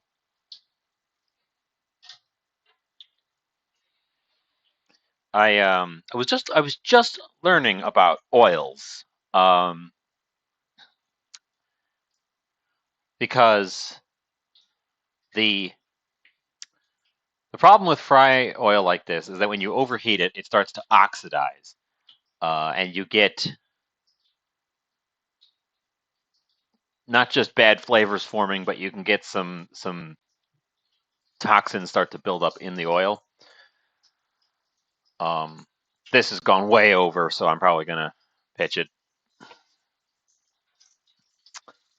But the old advice of go with a high smoke point oil, and it won't do that as quickly, apparently doesn't hold up to actual testing. The smoke point of the oil has no bearing on the temperature at which it starts to oxidize. Celebrity chef Mario Batali apparently would deep fry in extra virgin olive oil, and it was fine. And I watched a video of a guy just testing oils. He took the nicest extra virgin olive oil he could find and scorched the heck out of it and tasted it. And it didn't have a strong acrid flavor. So I don't know. I'm unlearning what I have learned about fry oils.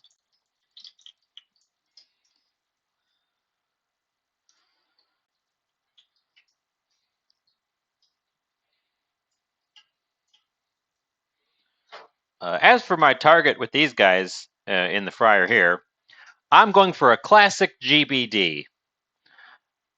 Golden brown, delicious. It is the sign for most items that are being fried that they have been fried.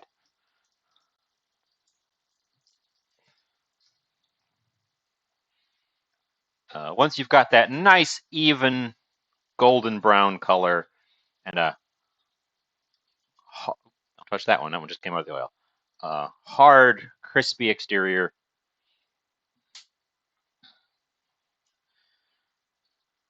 You can be reasonably confident that you have cooked it, and you can take it out of the oil. For very large items that have a lot of mass to cook all the way through, that doesn't always hold up, and you often end up having to fry things at a lower temperature in order to get the heat to go through before the outside burns. But for things in the typical fried food size range, if you hit that target temperature on your oil and look for that characteristic golden brown, this right here, characteristic golden brown color, you're probably A-okay.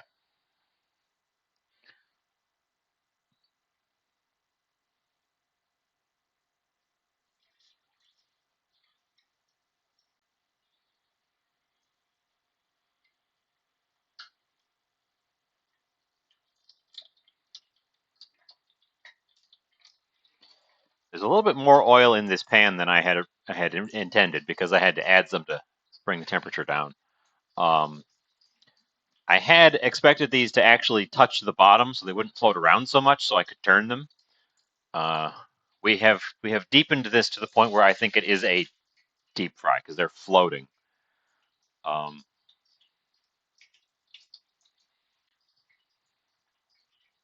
You don't need to do a full deep fry for a lot of fried items. Like if I was doing a fried fillet of fish, I would not be worried about doing a shallow fry and then having to turn it halfway through. For something like French fries, I would want to either do a deep fry or a no oil in the oven, or not no oil in the oven. You always want to oil them, but like no swimming in oil.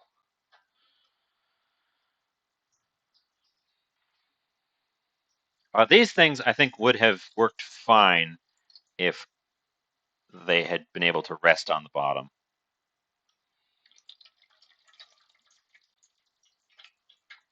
That one's not ready.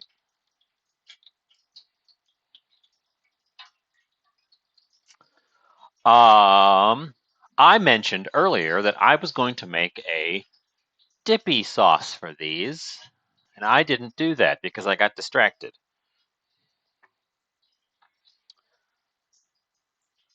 So I'm going to do that.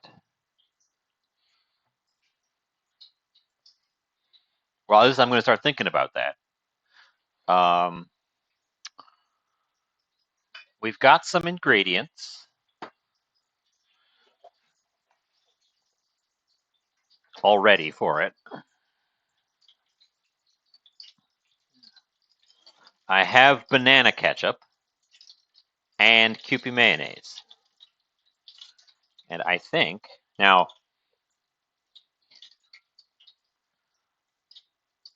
the original video I watched where, oops, wow, that was a big splash. Oh boy, that one needs a tiny bit more time. The original video I watched for this,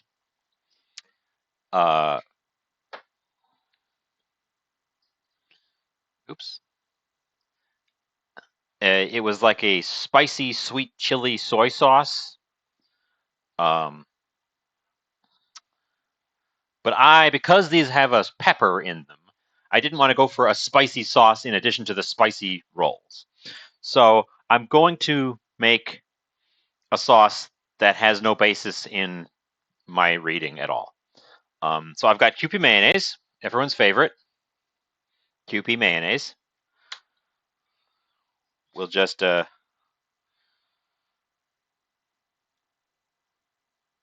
do a decent amount of that. Have enough for dipping.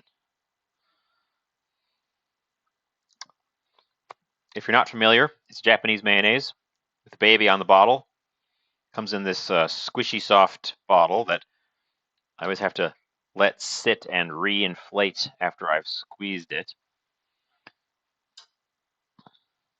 And it's got a more yolky flavor than like a Western style mayonnaise.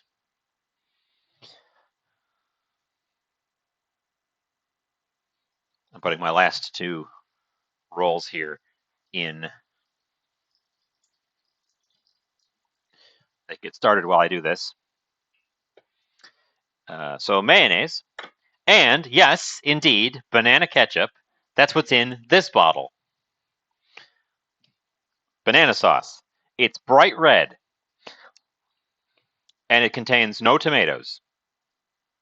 The story behind banana ketchup is in World War II, U.S. soldiers brought ketchup to the islands in the South Pacific, and the locals loved the stuff. Started cooking with it, started putting it in things. Just really took to it. When the soldiers left, so did the ketchup. They don't have any tomatoes in Southeast Asia, at least not at the time. So they wanted to recreate ketchup, and they did it with bananas. And then they put a bunch of red color in to make it look like ketchup. So, and it comes in like a classic glass ketchup bottle. And I'm just going to do half and half Kewpie and banana ketchup to start with. It does not taste exactly like ketchup. It's fruitier. It tastes a little bit like banana. Doesn't taste super strongly of banana, but you can tell it's in there. It has a general fruitier flavor. And it's made with vinegar, so it's got that sort of acidity of a ketchup as well. What it's missing is the savory flavor, because tomatoes have a lot of savory notes in them, which bananas do not. Where is my small whisk?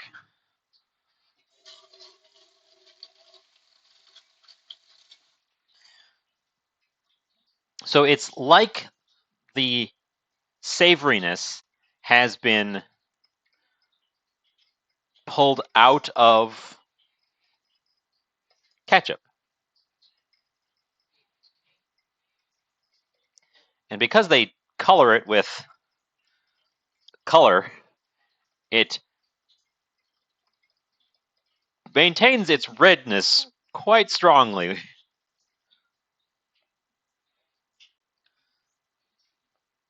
Give that a taste. Ooh. It needs a little something, but it's good. It's creamy and sweet. It actually makes the corners of my jaw pinch a little bit from the acidity in the mayonnaise and the acidity in the ketchup mixing together.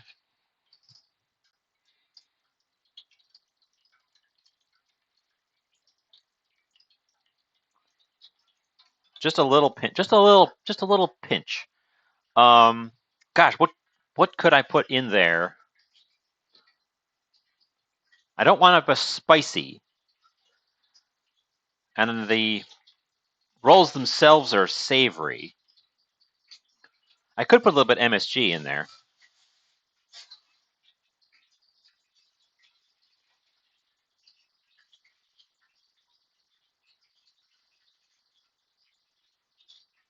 That's an idea. I'm going to give it some black pepper.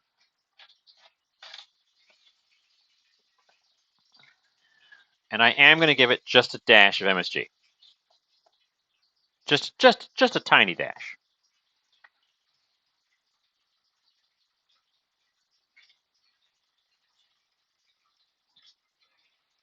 Give it some character.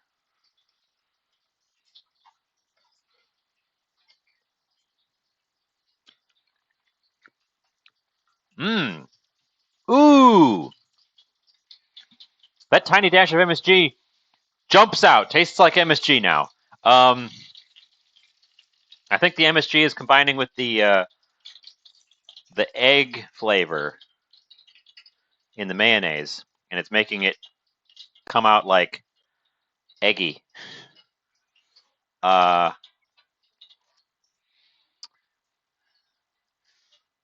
think the MSG was not 100% the correct choice.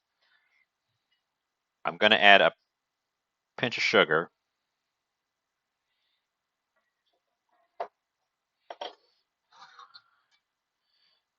And a pinch of salt. No, it was a decent idea. It sounded good to me.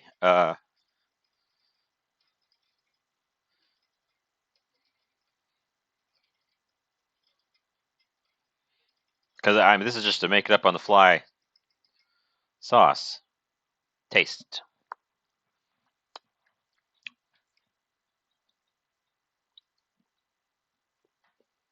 Better. You know what actually it needs is more of the ketchup. I think the egg in the Kewpie is a little bit coming through a little bit strongly. I've taken the last rolls out of the fry oil, so I probably should just turn that completely off unless I want to make more. I've only got a little bit of filling left, but I've got quite a few of these, and I don't think they're going to be very nice cold tomorrow. Deep fried food doesn't really have the same punch the next day.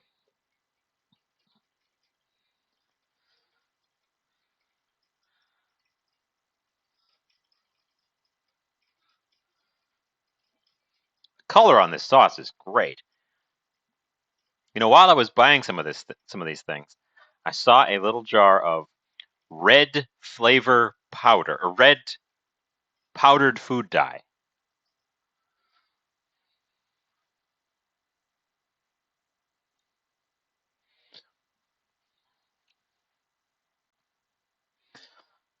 Which I imagine is what they used to make this stuff before the chemical food dye that's in there now. I can reheat deep fried things, but is there a point to doing so when I could just not make extras now?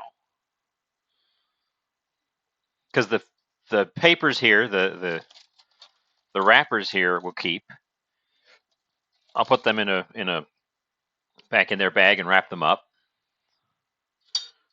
This stuff will keep. I ended up not using all the cabbage. I could just use up the rest of these. I was planning on wrapping up because it's already 7:15 and I want to eat my dinner. So I was intending to wrap up at this stage. Let's do a plating. I've already got a plate out. It was the plate I was staging them on.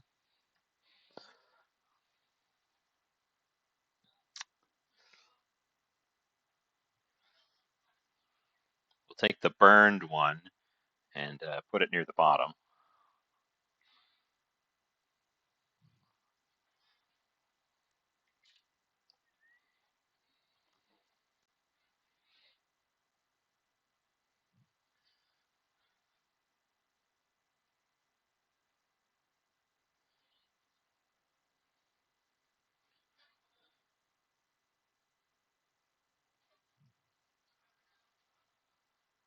There's one of our dynamites.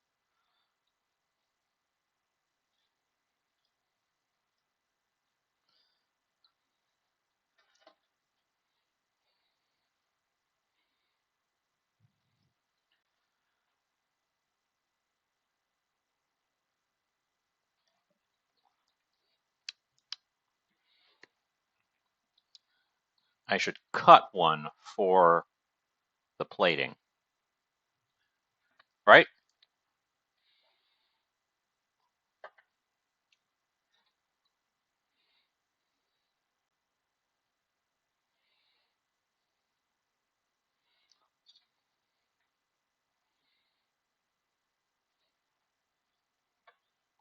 Bit of that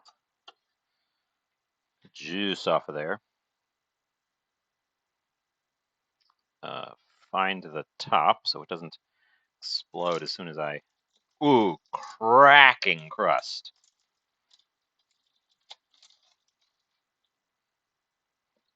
Shatteringly crisp crust.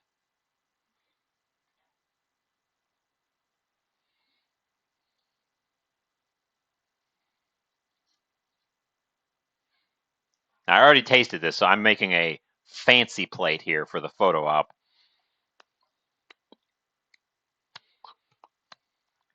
Unless you want me to taste it again, I do have more over here. Still unplated. We've got this one that's the most perfect of the dynamites. Still. It also fried up perfectly.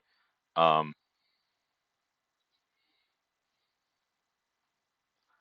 yeah, you weren't here when I also didn't taste any of the regular ones, and I haven't tasted them with the sauce yet either. So we'll give a...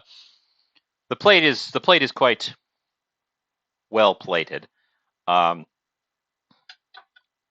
give a taste. I think the plating might actually be enhanced if I take a bite out of one of these. So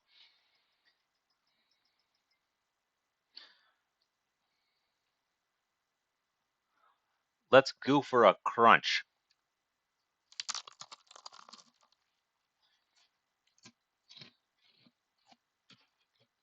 Mmm.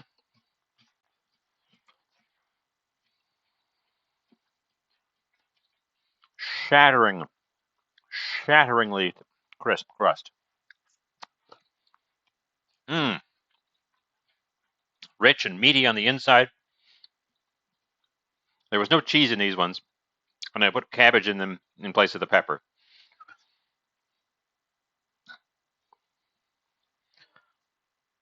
Oh yeah, you could it'd be real easy to just sit with a plate of these and eat 2,000 calories. Just inhale. Oh, you know what I should have done? I should have taken this one that I split by mistake, diced it up, and thrown it in the non-pepper ones. That would have been good. Let's taste it with the dip. Bright red dip.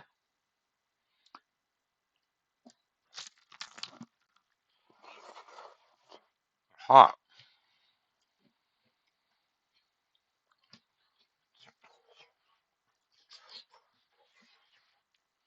They're hot.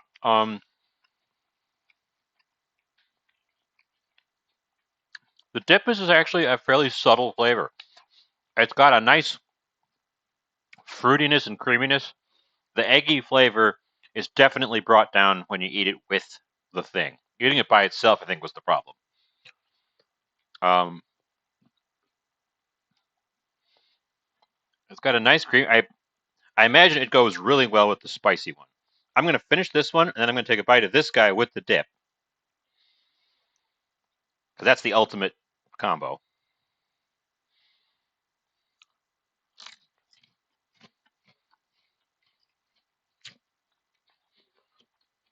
But the fruitiness of the banana ketchup and the creaminess of the mayonnaise go well with the oily fried thing. I think the only thing it's missing is a little bit of acidity. It tasted more acidic when I had it by itself, but now that I'm putting something else in it, I think it needs a little bit more acid.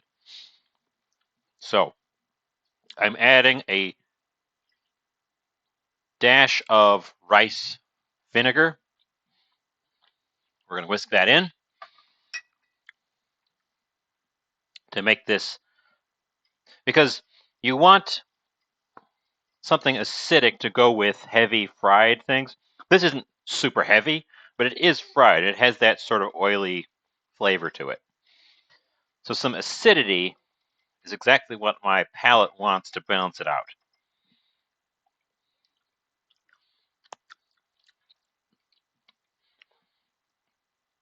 And we'll give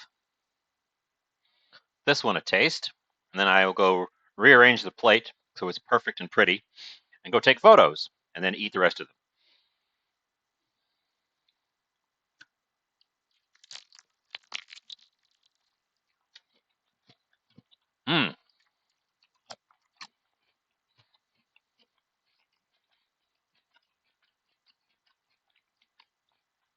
Also, shatteringly crisp.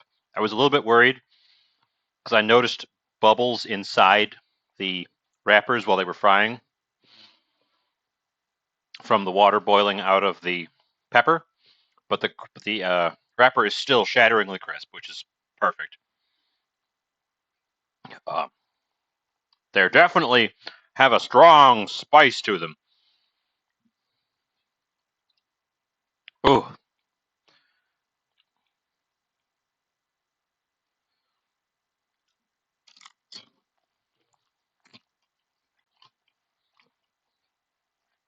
the dynamite ones need the dip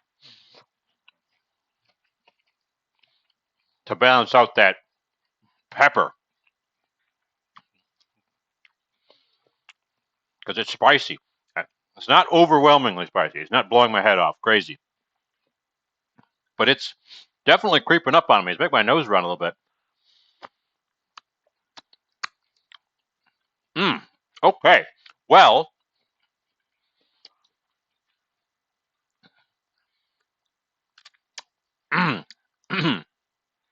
ooh-wee.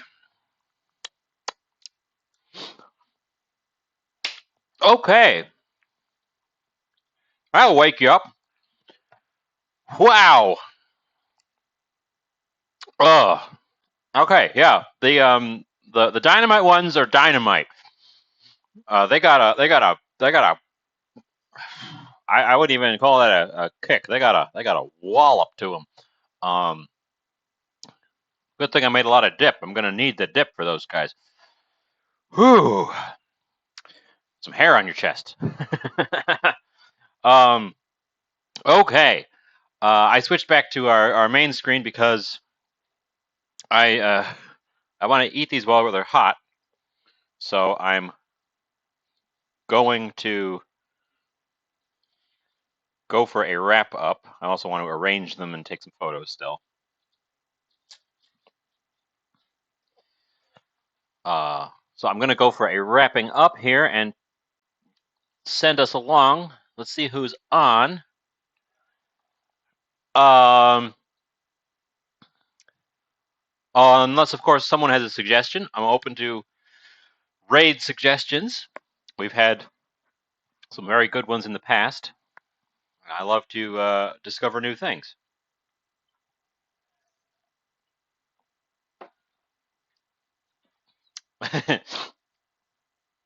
we are. There is egg in there, so we are in fact egg wrapping up. Um,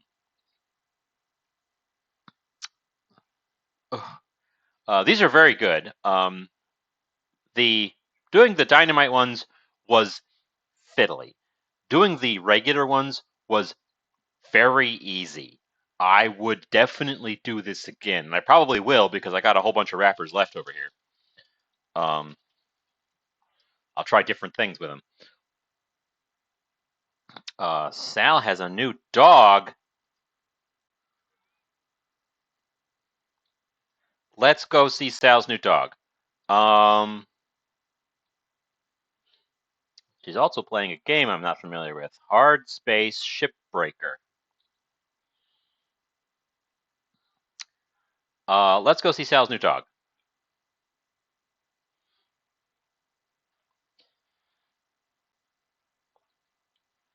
I had seen that she had photos of a new little puppy. She's got some kind of little puppy. So we'll go over there, ask her about her dog, and then I will duck out to have my dinner. And I guess I won't even have to wait now for the timer to run out. I'm just going to send us along ASAP. So thanks for coming out. It was a lot of fun. We had a big success. I will be back next week on Tuesday, and see you then. Bye.